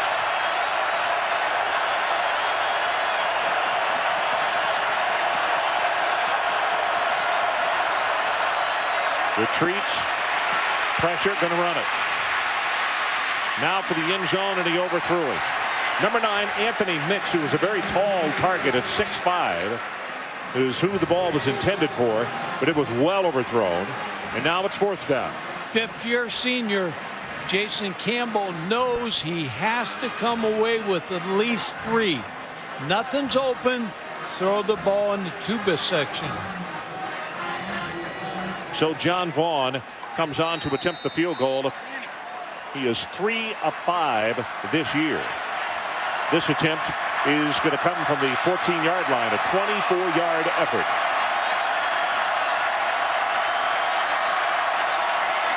Good pass, and he barely snuck it through on the right side. We'll take another timeout. 7:03 left until halftime, and our new score, 17-3 Tigers. ESPN's College Football Saturday Primetime. Brought to you by the next Ford F-150. Built Ford top. And Miller. There's good enough, and there's better than it has to be. Miller. Good call. So we are back. Jason Campbell on fire tonight, quite frankly. Only 2 incompleted passes. 17-3, his team on top. And it's been total domination. Total yardage, 220 Auburn, 74 yards for the Volunteers of Tennessee. Philip Yost to kick it off. Larkins, the deep men for the Volunteers. And he's going to kick this one about 6 yards deep, and it will not be returned. Well, joining us here in the booth, as he does on so many occasions, former head coach Jim Donnan is here with us, now working for ESPN.com. I'd love to get your comments. I just said Jason Campbell on fire. 9 of 11 tonight, Jim. He has just been spotless. Well, Mike always calls me the fire chief. I hope I don't put him off coming on TV. But I tell you this, really poised young man out here in front of this great crowd. And we're covering this on Game Day Live on .com, and everybody's just amazed at the way Auburn's moving the ball. Well, defensively, everybody has talked about it. It's a no-name group, but Auburn has been extremely effective. They've been extremely effective on both sides of the ball tonight, Jim. I've been impressed with the way Coach Gene Chizik has mixed up his defensive fronts and really confusing these young quarterbacks. And conversely, just the way Al Borges making them look like freshmen. Well, this is a real test for him. We knew this coming in, Mike, but I think overall Ains started out and came back with a good drive. They just didn't get any, get the 7 in there. And of course, Schaefer, his snaps are going to be limited, so he's really pressing. When you have 2 quarterbacks, they have limited time in practice, and it seems like Auburn has done a great job of showing different looks and confusing them. There's no question that they're giving him a pre-snap look. Randy Sanders, the coach on the sideline, gets him out of the huddle quick so he can check off. But these guys are really confusing. I'd like to see him just come up and run some plays and see if they can out-execute these guys. Well, Houston and Griggs obviously well above average when it comes to their abilities as running backs.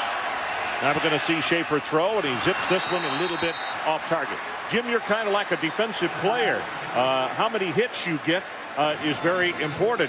How have you guys done so far in this ball game Well, we're tonight? doing great. It's been a great day, and we appreciate all the cooperation we get from ESPN, ESPN Radio, and it's just been a great day for us, and what a great atmosphere. There's a lot of quiet people up here right now, though. He's got more hits than Ichiro.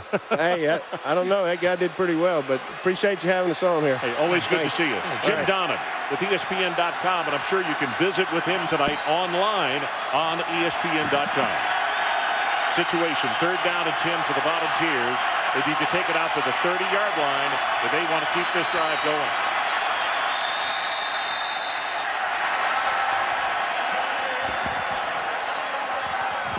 So Tennessee calls still another timeout. We'll step aside for a moment. 17-3, Tigers by a couple of touchdowns. Well, Mike, tonight's trivia question, the Aflac trivia question. Who was the last freshman to start at quarterback in an Auburn, Tennessee ball game? The last quarterback to start in an Auburn, Tennessee game who was a freshman. That answer will come later on. Gerald Riggs is the tailback. Schaefer continues to operate at quarterback. He has a 3rd down and 10. Auburn showing blitz off the corner. And let's see if they stay at home. Nope, they're bringing everybody. Schaefer under pressure, being hit, delivers the ball. And I'm telling you, Riggs had it hit him right between the 3 and the 1, and he dropped it. He had a first down, too, Ron, if he holds on to the football. But that's what Brent Schaefer can do for you. He can buy some time for you because he's athletic. He steps up inside. Now he flips the ball to Riggs. He just took his eyes off the football. Karabi Dede, the sophomore out of Woodbridge, Virginia, is the man who was applying pressure. Very high kick by Colbert. Good coverage kick, and in fact the receiver's going to run away from it, and it bounces out of bounds just around midfield. Reese Davis, let's check back with Reese. I'll take these two any day. I'm talking about Ronnie Brown and Cadillac. Ronnie Brown's going to be like Terrell Davis, the Georgia running back that went in the pros. Campbell turns, hands it off this time. 24, Cadillac Williams. Brandon Johnson also in football. Aaron talked to him last night. He's nervous. He'd like to be on the sideline prancing. Obamano was the man in motion. Campbell rolls the pocket. He's got single coverage, but throws it underneath to Cooper, the tight end. 40, 35, 30. And the man from Brentwood. So it's a 1st and 10. This would be a dagger right here to Tennessee in the heart. Williams right up the middle, spins around and is not going to quite get the 10-yard line as flags come from both in the secondary and also from behind the offense.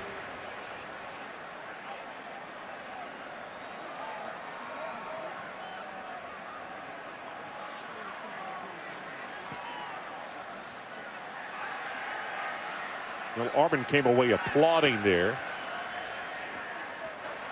Personal foul, face mask, number 92 on the defense. The penalty will be half the distance to the goal. Automatic first down. Justin Harrell with the face mask. Ronnie, you talk about both these running backs, Ronnie Brown, Cadillac Williams. They both were interested in Tennessee. Matter of fact, Cadillac committed to Tennessee. Ronnie Brown said he wanted to go to Tennessee. Auburn got him away.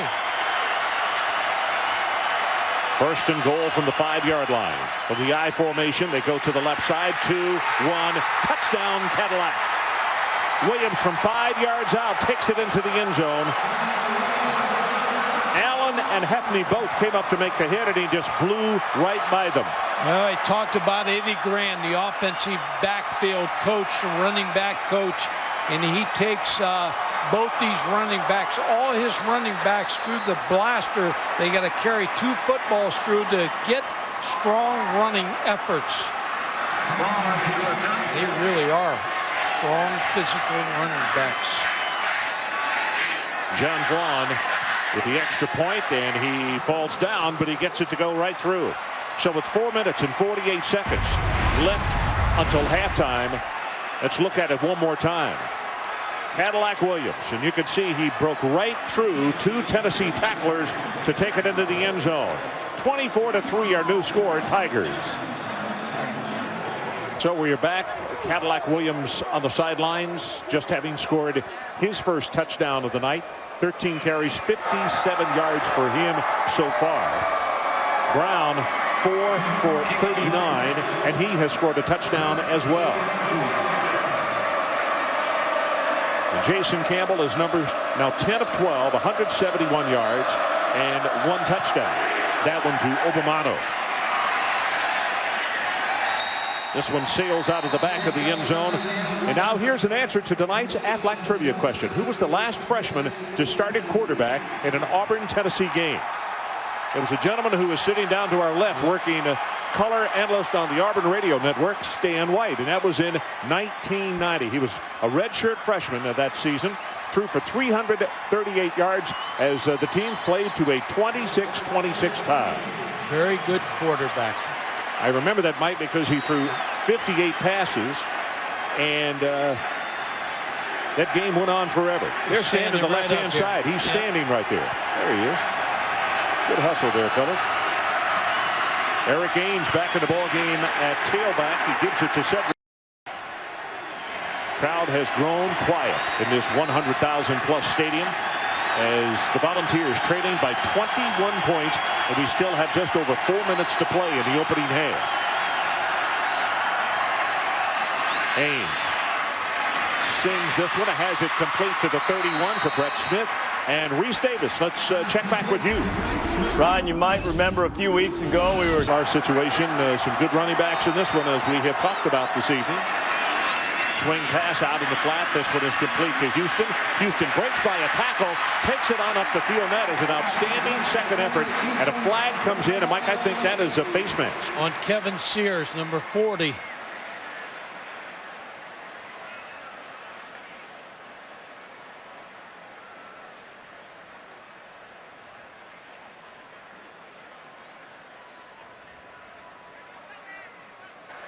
Incidental face mask on the defense, number 40. 5-yard penalty will result in a first down. Good decision by Eric Ainge. Flips the ball out to Riggs. There's the face mask. And with the addition of the penalty, as you heard Steve Shaw say, that mark-off will make it a first down, and the new line of scrimmage will be at around the 43.5-yard line. Tennessee has got time. And of all the times this year that they have needed a score, either 3 points or a touchdown, it is right now. And I'm sure Philip Fulmer saying preferably 6 points, fellas. Ainge zings this one. Ball is tipped and knocked away off the intended receiver's hands. That was Peyton and the crowd wanting interference called on Carlos Rogers, but there will be none. I'm not so sure he didn't interfere here. C.J. Peyton, who's 6'2". I believe Rogers arrived here early.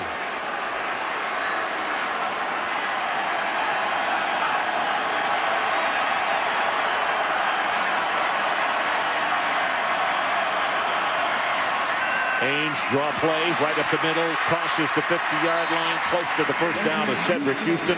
Will Herring with still another tackle. He's been a busy guy tonight. That's a gain of 9. You talked about it. Crowd's out of the game. This is quiet as I've heard this stadium. Auburn has done what you like to do when you're a road team and come into a big stadium. They've quieted this crowd. Third down, about 1.5 yards to get it, and the running play to the left side. And boy, this is going to be oh so close as the linesman comes in from this side. Well, you can see where the yellow line is, and then see where they mark it when they put it down on the field.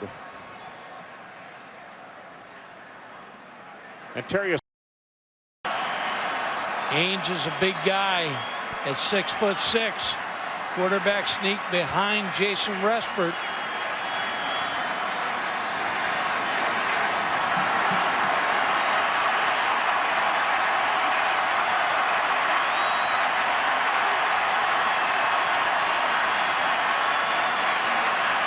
So Gerald Riggs is the tailback. Let's see if it's quarterback sneak Ainge or if he gives it to Gerald Riggs, the junior out of Chattanooga. Quarterback sneak, little bit of a surge, but that's all he needed. It was only a couple of links of the chain. Reese Davis, let's check back with you. All right, Ryan, coming up, Ben, and we'll also check in on a very big loss for the Big East. We'll further expound on how Georgia dominated LSU. And yes, we will pay homage to Trev. Okay, guys, we look forward to it. That pass a little too tall. And Chris Hannon just came off of it. He is a deep threat, but he heard that defensive back, and it didn't want to go after it. He was right there on the play, Herring. Ron, talking to Tommy Tuberville before the game, he said LSU lost today, Arkansas lost, so they're sitting in a pretty good spot in the West. Oh, yeah, you bet they are. Second down and 10. Here comes a blitz. Ames sidearms this one. Nobody close at the 36-yard line. Dede is the man that was coming in on a blitz, and he hit him.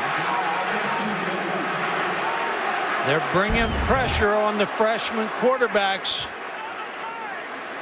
Gerald Riggs has two guys to pick up. He picks the inside guy up, which is the guy he's supposed to pick up. But Dede came free. And that's important if you're a defensive coordinator. You want to hit the quarterback. And there, Ainge has taken some shots. 10th play of the drive coming up. Clock shows 2:18 left until halftime. It is third down. They need the 36-yard line of Auburn. Ainge, throwback screen into the short side of the field, gets a blocker. There's the first down. Is Chris Hannon. He's the speedster I talked about just a moment ago. Didn't take him long to pick up the 13 yards. No, it's a good call by Randy Sanders because there's so much pursuit by this quick defense of Auburn. Hit the screen on the backside. Hannon shows you good speed you were talking about. Munoz, you can see him with a good kick-out block. Big number 77 out there in the flat leading on the play. Ainge, ball is tipped and it's intercepted. Picked off by Williams. Travis Williams, the junior out of Columbia, South Carolina. And one of the most unlucky things that can happen to a quarterback is have one tip right across the middle by an interior lineman. I say every week, if you're interior lineman and you get stopped, raise your hands. And that's what he did right there. Maybe Dickens. It is Wayne Dickens, a junior out of Lakeland, Florida. And then to pick off by Travis Williams. So something that the Volunteers have simply not done this year is turn over the football. They only had one after the first 3 games. They have 3 tonight.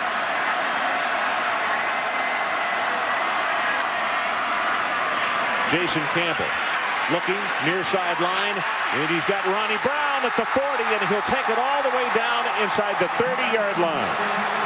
Got Ronnie Brown against the linebacker. Jonathan Wade also out there. That's called the wheel route, where you got an inside receiver and he takes off down the sideline. Jason Campbell, you can't throw any better than he's throwing tonight. He just dropped that thing in there. It was like into a basket. And Mike, I'm not so sure that down the middle that Courtney Taylor had not gone completely free. They had all kind of opportunities on that one. On first down. Running play, hurdling a man is Cadillac Williams, and he's being knocked down at the line of scrimmage.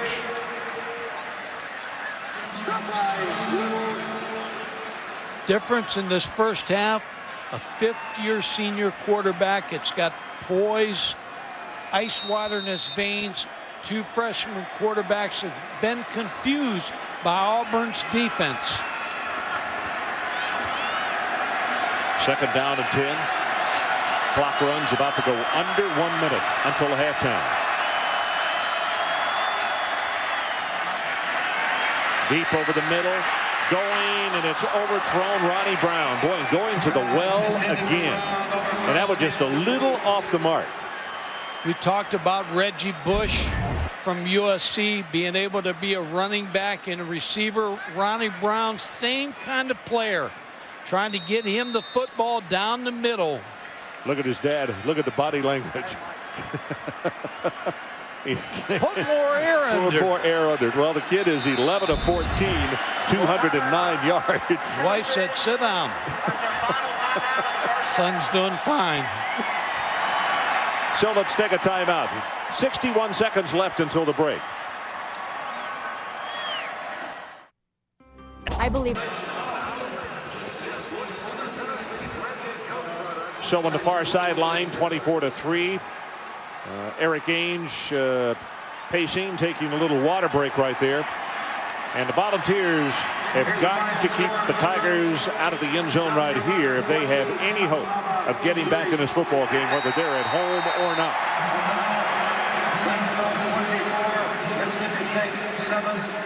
Campbell, I mentioned to you just a moment ago, 209 yards passing. That is a season high, and we're only in the first half. And in fact, that is 61 yards shy of his career high. 3rd and 10. Campbell sets, drills the ball, got it open right over the middle. It's Courtney Taylor at the 5. Touchdown, Auburn. 31 yards to Courtney Taylor. To speak to Tennessee head coach Phil Fulmer on his way out from the locker room. He said he's going to keep everything the same with the quarterbacks. Ainge is going to start again in the second half. He said they've got to get back to fundamentals. They've given Auburn this game on defense. Now an injury update for you. Starting tailback Justin Reed, he is doubtful to return to the game. A left knee sprain, so Ron, not good for Tennessee's offense. All righty, thanks very much. First play of the second half is Auburn won the toss and deferred. And a quick pass out to Anthony Nix, and the big target is being bumped around, and he'll fight his way actually now for 5 yards. Kevin Burnett on the tackle. Phil Fulmer. Mike, what is the thing that you worry most about with that you burn a young quarterback and all of a sudden he becomes gun shy with a game like this? Well, I think what you got to do, Ron, is with quarterbacks and the whole team, you just got to come out and have fun. I hate to say that because you're behind 31-3, but forget about the scoreboard and let's get back to what we do best in fundamentals and everything else. Let's see what happens. Quick pass, quick screen right over the middle. That's to Ronnie Brown, and he's close to the first down. You could see by that graphic just a moment ago that under Phil Fulmer, Volunteers are not out of this. Down 35-6 at halftime. That was what, against Florida, and they wound up losing by only 6 points, 35-29. So not a time to rant and rave and scream, is it? No, but I tell you what, there's a lot of concern right here about this ball club because offensively they cannot move the football. 3rd down, you see the yellow line. They got to take it to the 30. Tennessee creeps up, little play action, and gets this one out, and the ball is tipped, knocked down. And Campbell went down hard. Only his 3rd incompletion of the night. That's what you want out of your defense. Now your special teams, offense, show something, get this crowd back in the game. This is the first punt of the night for Auburn. Jonathan Hefney is the deep man. He's back at a single safety at the 32-yard line of Tennessee. Cody Bliss out of Brentwood, Tennessee. Only a sophomore.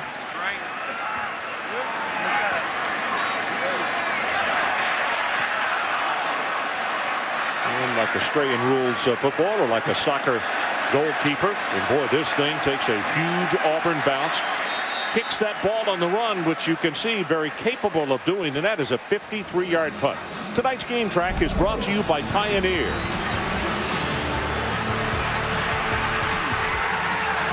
Schaefer's pass in and out of the hands of the defender, and then it was intercepted. It's right in the numbers in his back. Late call.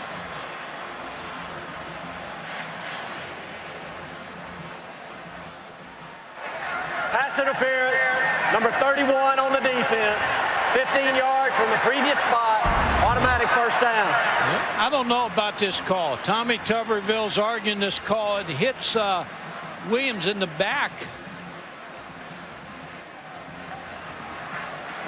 I don't see it.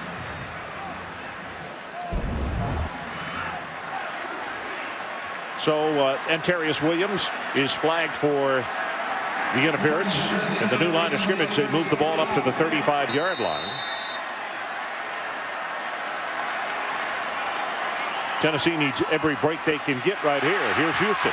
Has 5, has 10. Whoa, does he take a shot from Will Herring? Will Herring's been all over the place tonight. Ron, I was in the game one time. West Virginia, Pittsburgh, 31-3. West Virginia had us. We ended up tying the game. What Auburn's got to be wary of, they can't quit playing because Tennessee's going to play hard now. Got a lot of young players. Now, Auburn, Tommy Tuberville's really got a tough job right now. He's got a big lead. You go off at halftime, you lose the momentum. You got to come out and play just as hard as you did in the first half.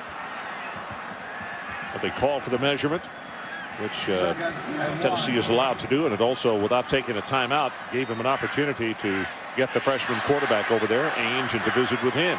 Ron, I can tell you, by Tommy Tuberville's look, you never have enough points. You're always concerned. Quick strike offense, and he's not feeling great right now. He's feeling pretty good. Not great. Straight ahead with a quarterback sneak. That'll be enough for the first down. Travis Williams will be credited with the tackle. Think about Philip Fulmer now. He's got a quarterback situation that hasn't played well tonight. Now you go with Eric Ainge. You got to go with somebody and give him some continuity because you can't just keep moving them back in and out. And that's worked. And I still like the 2 quarterback system as 2 freshmen helping each other. But at this point in the game, you got to stay with one.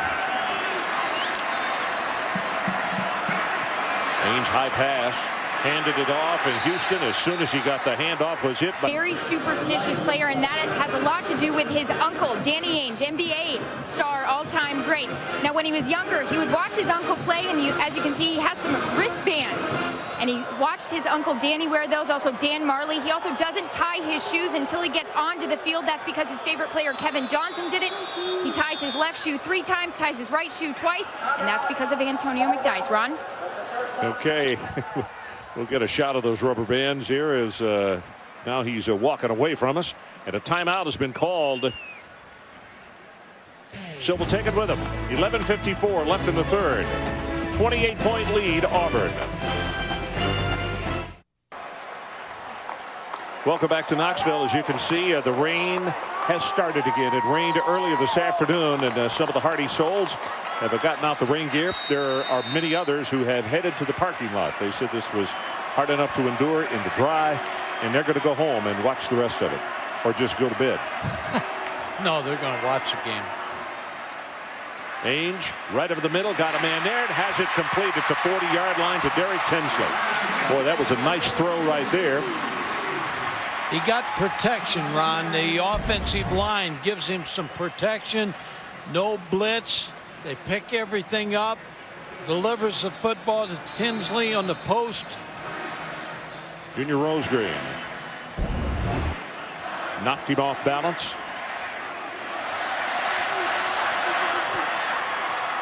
Now Gerald Riggs into the ball game at tailback for Tennessee.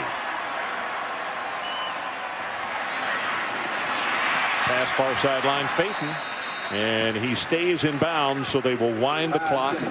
Latavius Pitts made the tackle. Now Eric Ainge looks comfortable. Throwing the football, setting his feet, delivering the ball. And Brent Schaefer, all he can do is watch.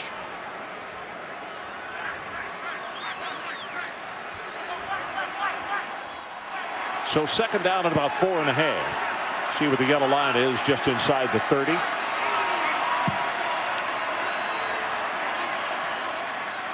Ainge, running play. Boy, hit at the line of scrimmage. Riggs not going anywhere. Marcus Gunn is the man who was there to make the hit on him. You mentioned his name a few times, Marcus Gunn. He was not even on the 2 deep, actually. Going to be right in your living room. Marcus Gunn, nobody blocks him. Skycam, first time that we've used Skycam here at Knoxville, and it really gives you a great view right over the top of the play. Third down. They still need to take it just inside the 30.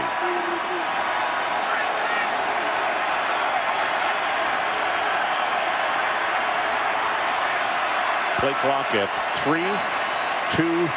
He got it off just in time. Houston bounces it to the outside, and he's going to have the first down. Gerald Riggs, I beg your pardon. And Riggs with a good run. That's going to be a gain of 11 yards before Travis Williams stops him. Ron, Aaron Sears, the sophomore tackle with a good block, number 76, opens up Riggs. Sears, only a sophomore out of Russellville, Alabama. He's a huge one. And they really think this young man has an opportunity to be a great one. A great upside on him is what the coaches say. There's the signals. Rick Clausen on the sideline, quarterback. Short drop right over the middle, and the ball is caught by Swain. That was a nice job of coming in front of the defender and not allowing him to tip it away or make the interception. Kevin Hobbs was there, but he got by him. Gene Chizik, the defensive coordinator, has dialed up everything right tonight. Sitting back a little bit here, letting Tennessee work the field.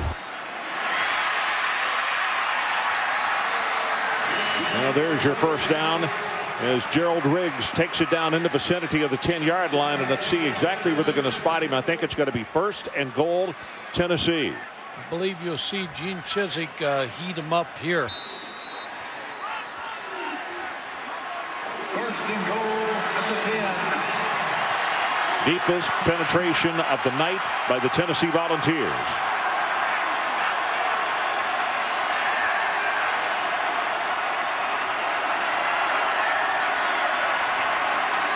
Riggs. 2 tough yards. Brett Evans, the senior out of Montgomery, is right there to make the tackle on him, number 94. It's a good drive by Tennessee's offense, but you got to get a touchdown.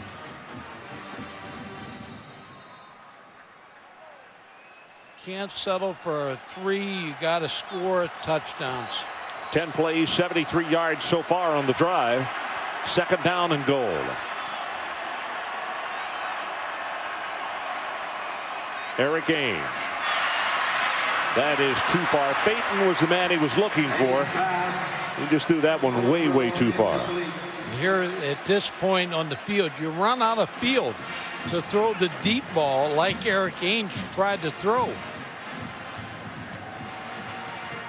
Second half, you can see he's hot. 3 out of 4, 35 yards. Good drive. Good mix, run and pass. Got a 3rd down situation right here from the 8-yard line. Still 3rd and goal.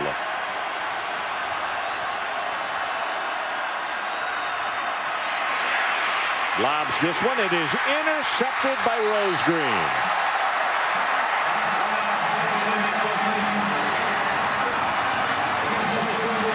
Tried. Wouldn't have been a 1st down.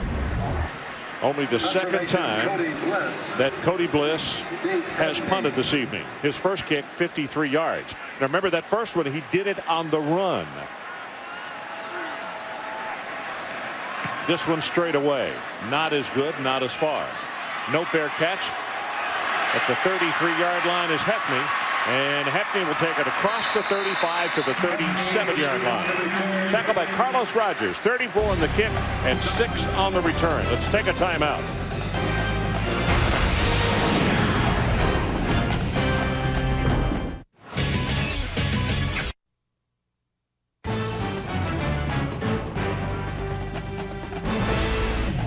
ESPN's College Football Saturday Primetime. Brought to you by Bacardi Silver Limon Premium Malt Beverage. Flavor your night. And Saturn. People first. So we are back in Knoxville. Wonder how long it takes to wash all that off. Long time. Is it cake coloring or what did they use? I never did it. Well, I didn't either. We'll get a Ask Billy Warndell. He did it. Surely we'll have a specialist in the truck. Brent Schaefer has come in at quarterback. The southpaw freshman. He's going to throw on 1st down. Steps up. Nope. Going to try to run. And let's check in with Reese Davis. Reese. Ron, another top 10 team in trouble. All righty. Schaefer back in the pocket, throws his first completion of the night, and he's got it to Tony Brown, and that'll be enough for the first down, +3. Good for 13 yards. Wayne Dickens there defensively. Both these quarterbacks, freshman quarterbacks, got to listen to one voice. That's Philip Fulmer. The media, the newspaper here in Knoxville said one of them, what's the odds of the one guy transferring after the first game?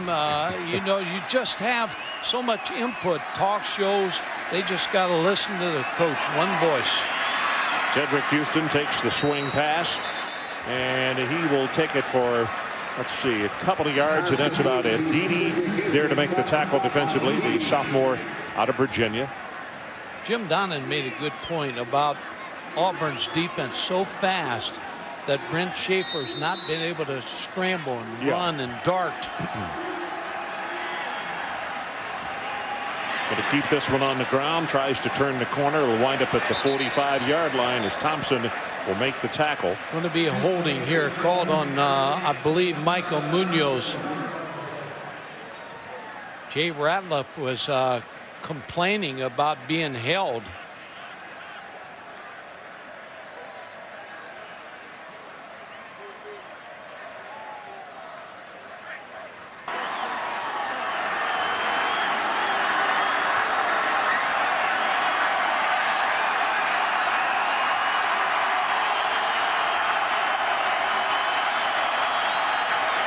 Schaefer now goes under center after getting the play. Steps up. And he's going to run it and tackled it to 45. Quentin Groves finally grabbed him and took him down. That's what he does best, Ron. He moves, and he's always a threat to carry the football, but he also is quite a passer. Philip Fulmer personally went to see him play, and I asked Gerald Harrison, who's the assistant, who was the recruiting coach of Brent Schaefer. He said Philip Fulmer was the guy in charge of recruiting him.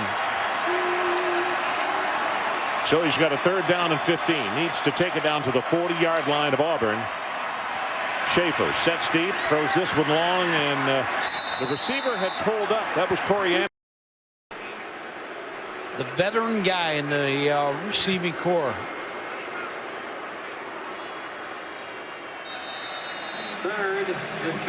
So it's 3rd down and 2. They need to take it to about the 33.5-yard line. Brown tonight, 2 receptions for 20 yards. Good look at Tony. Good size for a receiver at 6'2", 200. Nice young man, too. Quarterback draw. Well, as quick as that defense is, now a flag. I think that's an inadvertent face mask, don't you? Yeah. Herring and Mail Sol are there to make the tackle, but I think they're going to hand the Tennessee Volunteers a new set of downs with this play right here.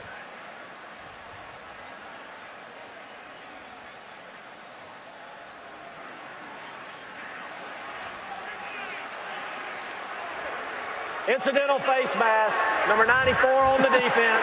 5-yard penalty from the end of the run. First down. I know when you're standing on the sideline, you get some calls, and they all add up. You almost throw your arms up in the air and say, you know, what next? But that was a penalty, and gave Tennessee a first down. Right call. So Larkins goes to the bench. Gerald Riggs checks in at tailback.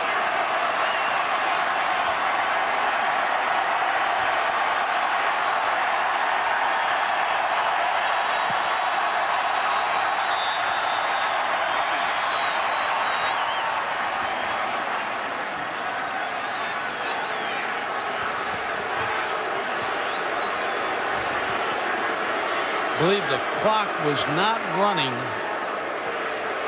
That's why they called timeout.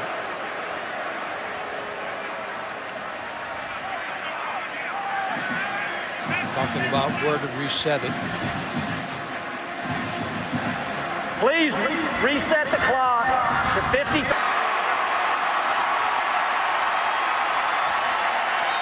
Okay, there they go. They set it at 53, and what he means, he winds from the ready. That's when the Referee spins his arm, and the umpire uncovers the football. Now with the play, it's going to wind up being at about the same position on the clock. Riggs breaks the tackle.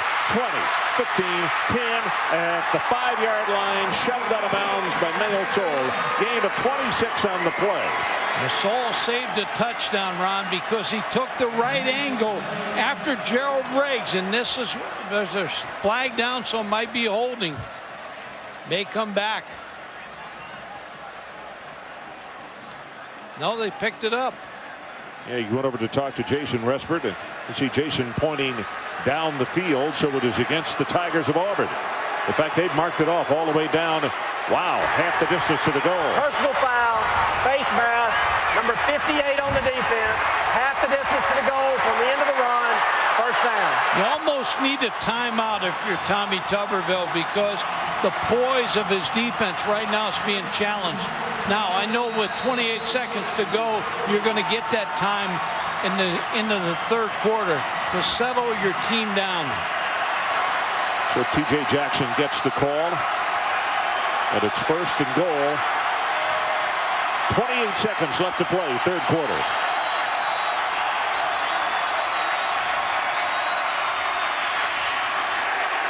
Not much on that running play as Quentin Groves comes up to hit Gerald Riggs.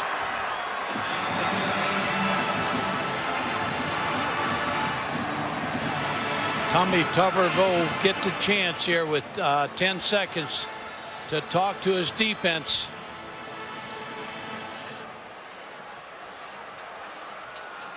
Three seconds down to 2, and that is the end of the third quarter. So let's take a timeout as we head to the final 15 minutes. Our score remains the Auburn Tigers 31 and the Tennessee Volunteers 3. Back, you see the scoring by quarters. Auburn 14 and 17, and then nobody scored in the third quarter. Tennessee with a field goal in the first, and that is the extent of it. And right now, Jabari Davis comes in a tailback. It is a second down and goal for the Volunteers.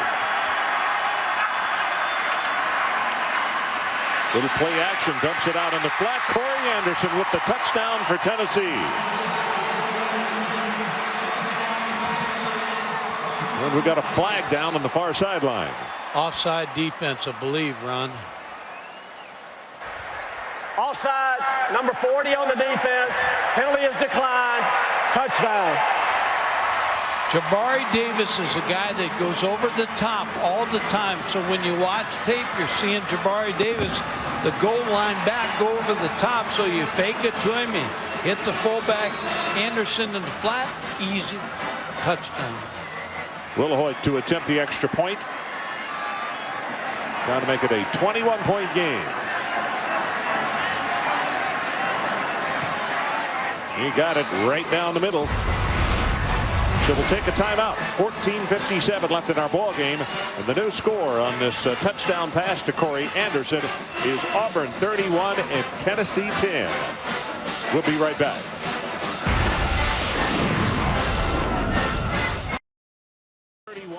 Tennessee 10. Mike, Corey Anderson goes in the record books here at the Tennessee, and he'll join a select few because he moved over from defense. That is his first collegiate catch, and he got it for a touchdown. And there are not many folks that it happens to on their first reception. No, he's a good blocking fullback that they got the ball to. Youngsters from right here in Knoxville. Wilhoit prepares to kick it off.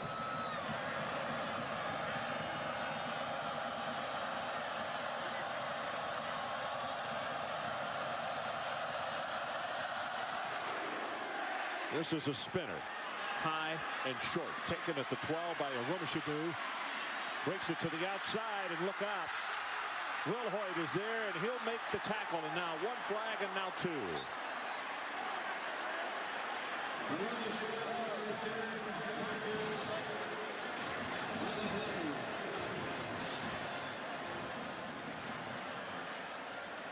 "47 yards on the return, but this will be negated by..." No, I think it's going to be on Tennessee. During the return, number 13 on the kicking team with a low block.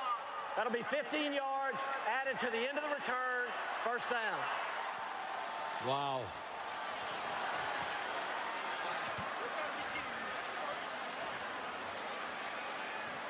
Sinclair Cannon, I think. Yeah, you're going to see him come into the screen right here and go low, which is a penalty, and another look. An unusual call because it's an unusual play on a kick return, particularly when you're trying to defend or to stop the kick return.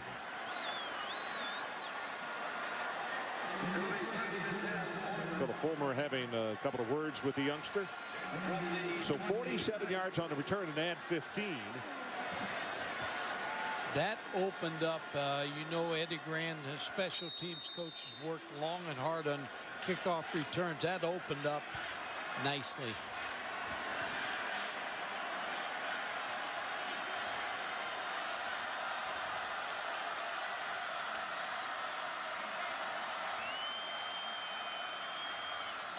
Ronnie Brown, right side, 5, 10, maybe 11 yards. Kevin Burnett making the tackle.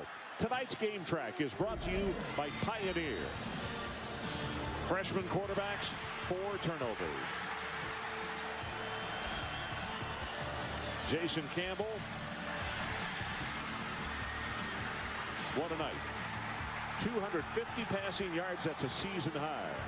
15 of 21 for him throwing tonight. He's played great. Ronnie Brown, Cadillac, Courtney Taylor. Offensive line of Huenol has owned the line of scrimmage. Pass protection, run blocking. Huenol was the offensive coordinator last year. Stepped back to the offensive line coach. Never missed a beat. No ego. Just wants his team to win. That's the kind of coach you want, you know. You know, Mike, and I don't believe, if memory serves me correctly, the offensive line does not have a holding call against it tonight. Outscored opponents 126-12 in the first 3 quarters this season. Domination. Not quite enough for the first down, so second down and inches. 2 tight ends, Wallace and Bennett lining up.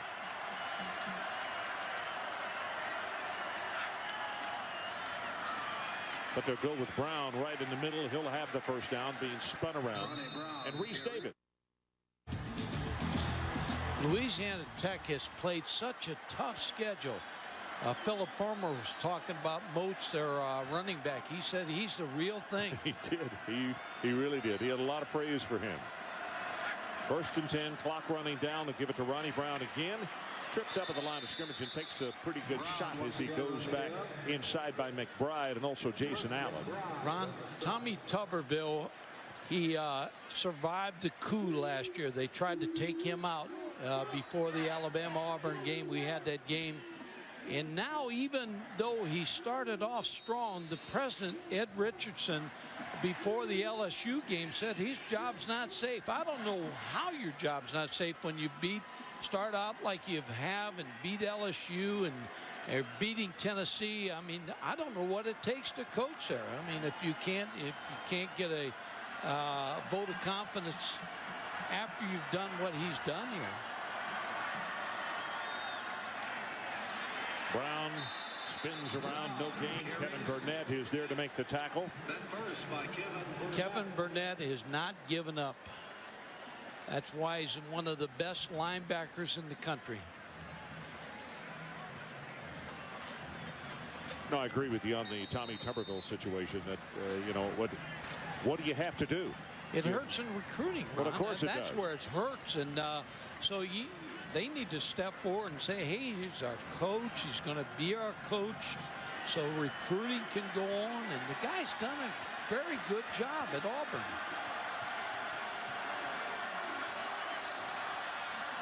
Campbell, look to the right. Pump goes back over the middle. That's a nice catch by a Cadillac Williams. Not going to go for very much, but at least it didn't get tipped or picked off over the middle. Mahalona and John Poe combining on the stop. And it's going to be 4th down. nice safe throw. I agree with you. The hands of Cadillac Williams and Ronnie Brown gives you so much you can do with those guys. Good look at Carnell as he comes to the sideline. John Vaughn is going to attempt a 29-yard field goal. He's already hit on one of 24. Good pass, and looks like this one is right down the middle. So let's take a break. 10:48 left in our ball game, and a new score: Auburn 34, Tennessee 10.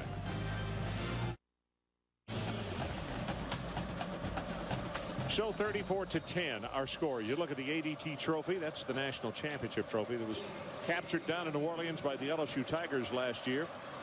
And of course, Tigers suffered their second defeat today, so they're not going to be in contention for that trophy, it would appear. The Auburn Tigers are probably going to leave this stadium here tonight undefeated, so they're still very much in the running. Aaron Andrews, let's check in with you.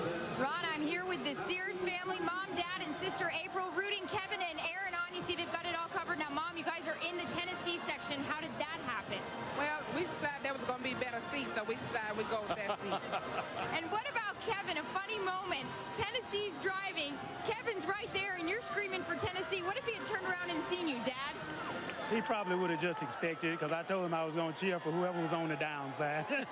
Now, Mom, did you give these boys a lecture before they came out here and played against each other? Oh, yeah, I said not to hurt each other, that's all. What'd you say when she said that to them? I told him to have at it. This is football. If you don't knock the helmet off, it ain't football. You guys, thanks so much. I know you want to give a shout out. I want to give it to Russellville, Alabama. That's right. That's my town. Sears family, thank you so much. Guys, back to you. Okay, Aaron, thanks very much. Great job. That was great. It's football. If you can knock the helmet off. Tony Brown was the intended receiver right there. That stops the clock at the 10:41 mark. Good look Kevin at Sears, yeah, good solid linebacker. And Aaron on the bench just a second ago there. In fact, Coach Fulmer, as we watch this play, pass over the middle, got this one complete, and that's going to be the first down. Tony Brown on the receiving end.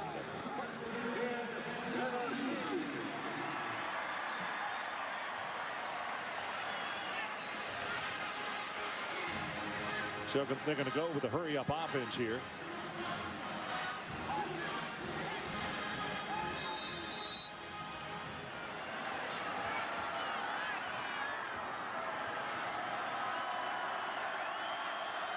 You know, the crowd gets a little annoyed with this, but if they go under center, then they look to the sideline. You see Randy Sanders just right up above his headgear there. He's the one that's having the play signaled in. Or tried to baby that one at incomplete for Tony Brown. So let's look at a report card as far as the Vols are concerned tonight. Ron, quarterback's confident? No, it started from the get-go. Auburn was able to get them moving, and they didn't get confident, so they didn't pass there. Houston Riggs didn't get enough rushing yards. Did they tackle in pursuit? No, I don't think so. And their corners got hurt a couple of times in pass situations. So almost all those things they didn't do a good job. Haynes steps up in the pocket on this one and is picked off. That's Rose Green. Junior Rose Green with his second turnover of the night.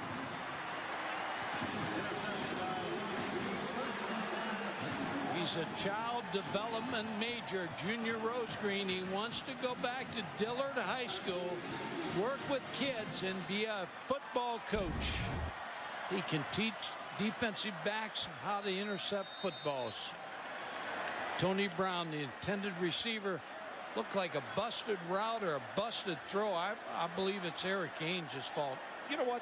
Travis Williams may also have gotten a touch on the football.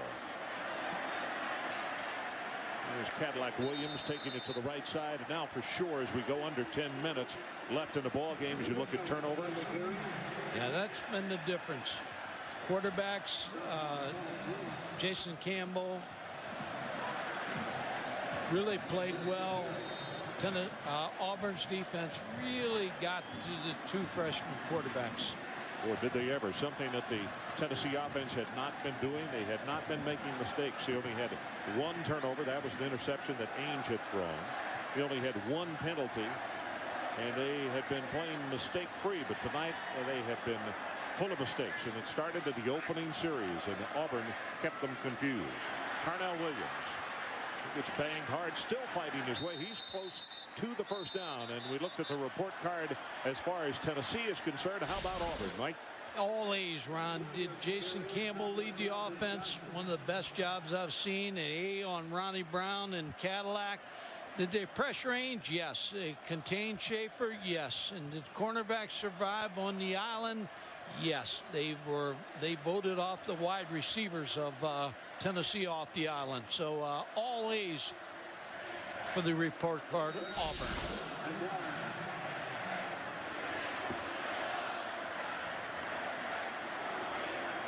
So Jason Campbell, 16 of 22, 252 yards, 2 touchdowns, needs 19 yards for a career high.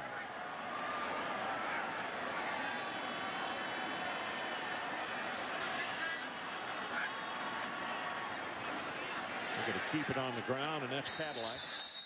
What extra effort, Ron? I don't know where it's going to be spotted, but extra effort by Carnell Williams to get that first down. He got it. Yeah, the left foot was just beyond the yellow line. Good blocking. Carnell Williams, see, they get him from the backside, but he spins and just rolls forward to get the first down. I'll tell you, this Auburn team's been impressive, but I really look at Tennessee, and when you have two freshman quarterbacks, here's Carnell, what he's done tonight. Yards after contact, that's what they call Tiger yards, 62. There's Carnell again, puts a head down. Wow, running tough over Jason Allen. Jason Allen, very good tackler in the secondary, but Carnell Williams and Ronnie Brown, a lot of Tiger yards for them tonight.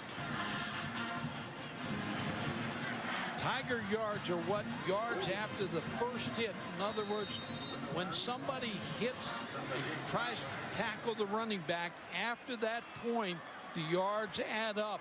And Ronnie Brown and Carnell Williams are very good at this. Physical. Second down and 2, about to go under 7 minutes left in our ball game. Let's take a play from the sky cam. You can look at it close on. You see the fullback blocking, and Cadillac takes it to the left side. Slaughter out front blocking. Brandon Johnson came over and made the tackle. Gives you a really good perspective of how alignments are set and how they block it. In fact, if we could do it again, Scott, I think it'd be good for the audience to see, because I feel 90% sure that they're going to be running. They're not going to be throwing the ball. New set of downs, and here you look at Skycam this time from straight up above. That's Engel, the center. Market at the 26.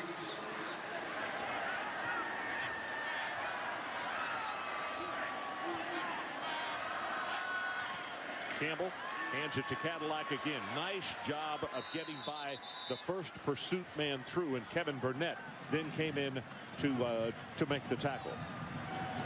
Olivia Newton-John sang a song, "Let's Get Physical." Well, that's what Carnell Williams and Ronnie Brown do as the running backs. They give the punishment to the defense. Eddie Grant standing there talking to Carnell Williams. That's what he teaches. Under 6 minutes left in our ball game.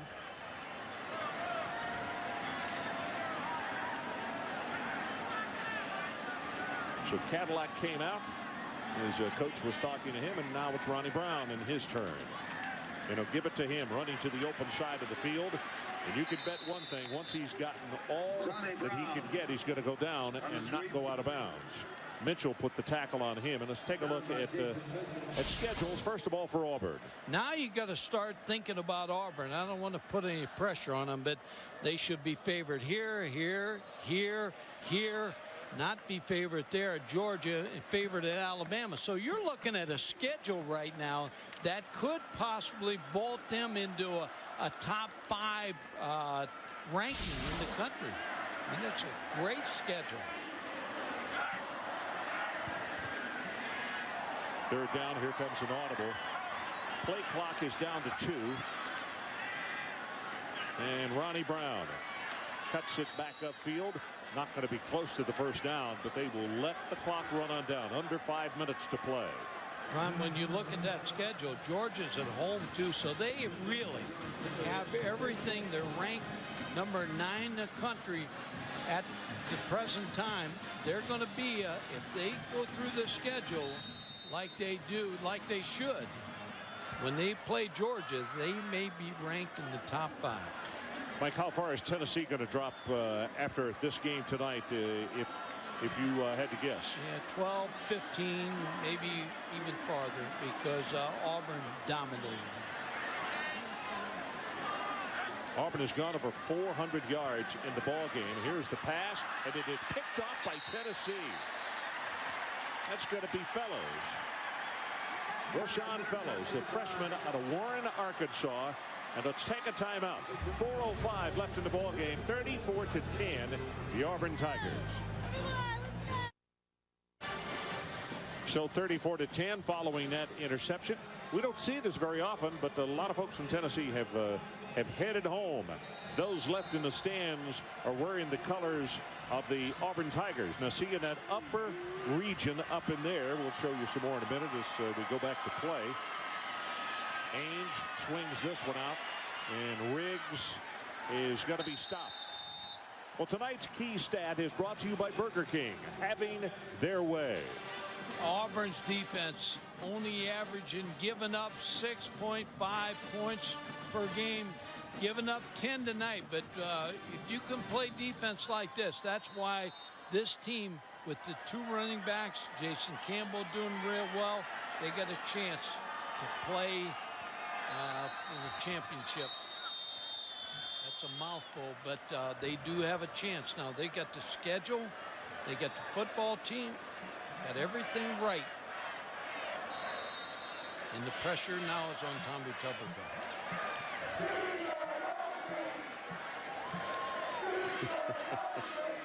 Signs all over the place for Cadillac and also for Ronnie Brown, and deservedly so.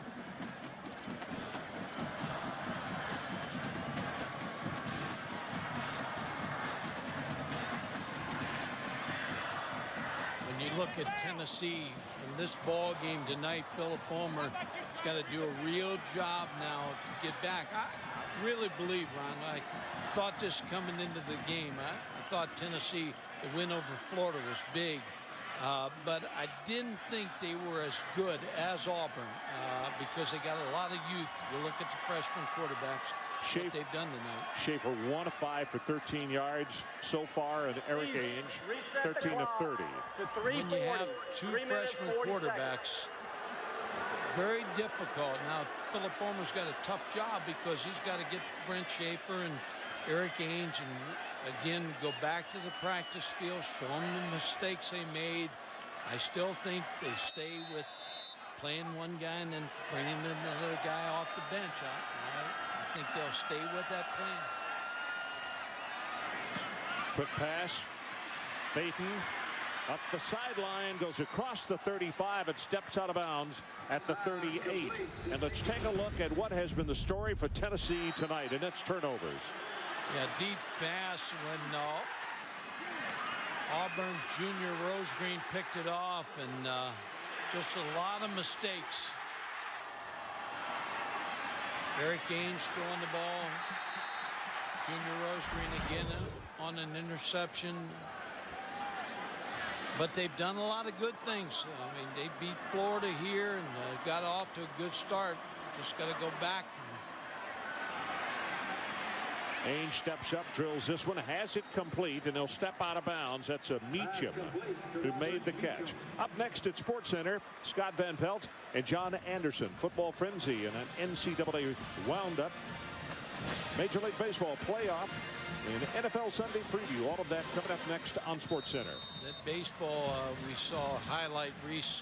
Steve Finley hit that home run to win the game for the Dodgers. That was a good trade. They got him away from Arizona.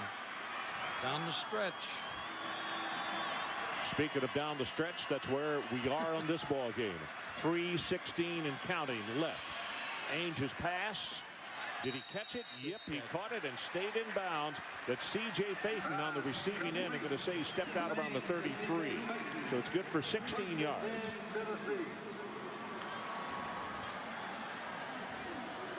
Pressure's going to be on when you're playing two freshman quarterbacks. Everybody's going to clamor and say, hey, start one. That's already started in the talk shows, newspaper.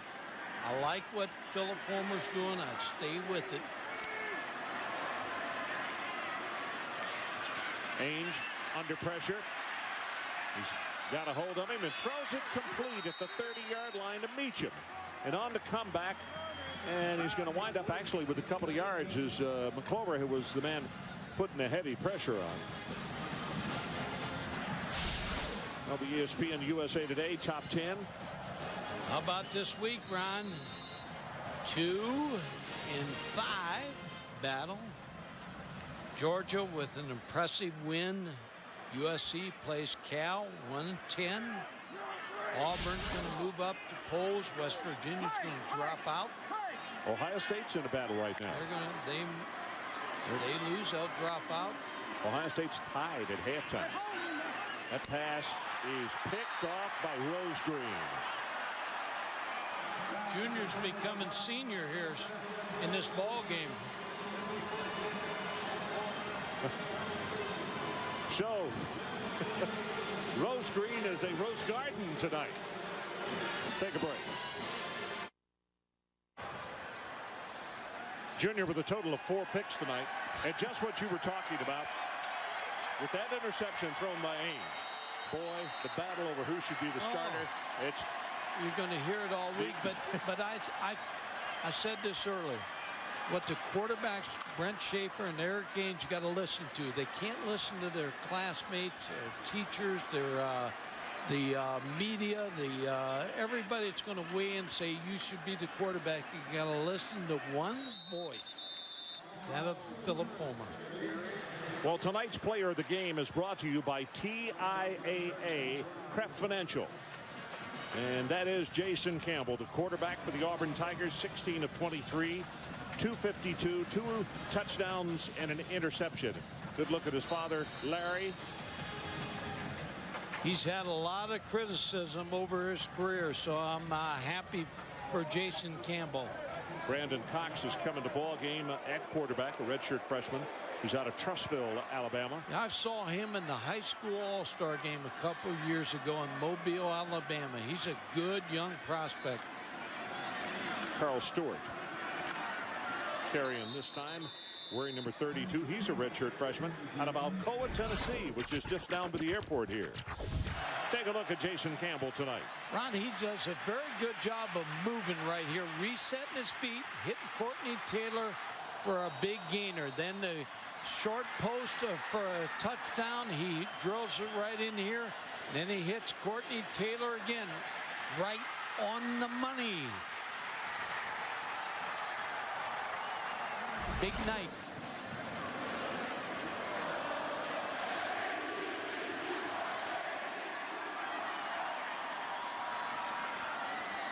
Well, that running play is not going to go anywhere.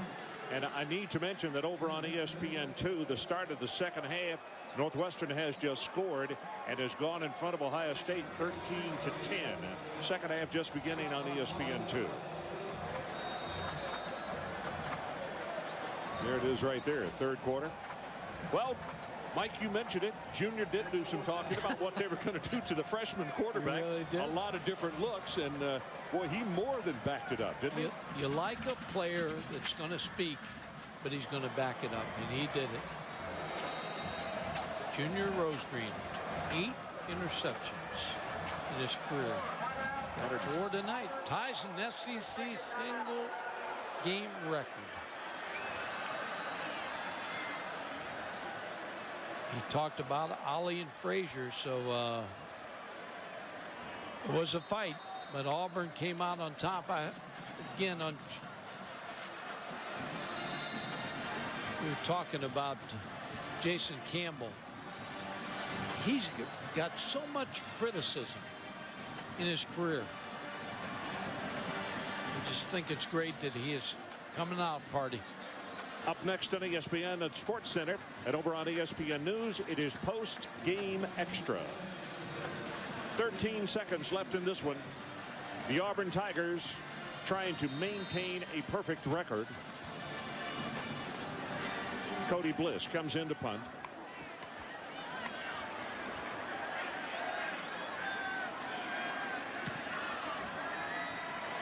And a good high-hanging spiral. Hefney. And he is tackled very quickly by Carlos Rogers. Carlos has been devastatingly good on the special teams. And now the ovation begins for the Auburn Tigers and Tommy Tuberville and his ball club come away not just with a victory, but a very impressive win here in Knoxville, Tennessee. First time that Auburn has won in this stadium since 1983. Final score, Auburn 34, Tennessee 10. Coming up next on ESPN, it's Sports Center. Over on ESPN News, it's post-game extra. For more, log on to ESPN.com, your home for college football on the internet. For Mike Godfrey, Aaron Andrews, and our entire ESPN crew, I'm Ron Franklin. This has been a presentation of ESPN, the worldwide leader in sports. Good night, everybody, from Knoxville, Tennessee.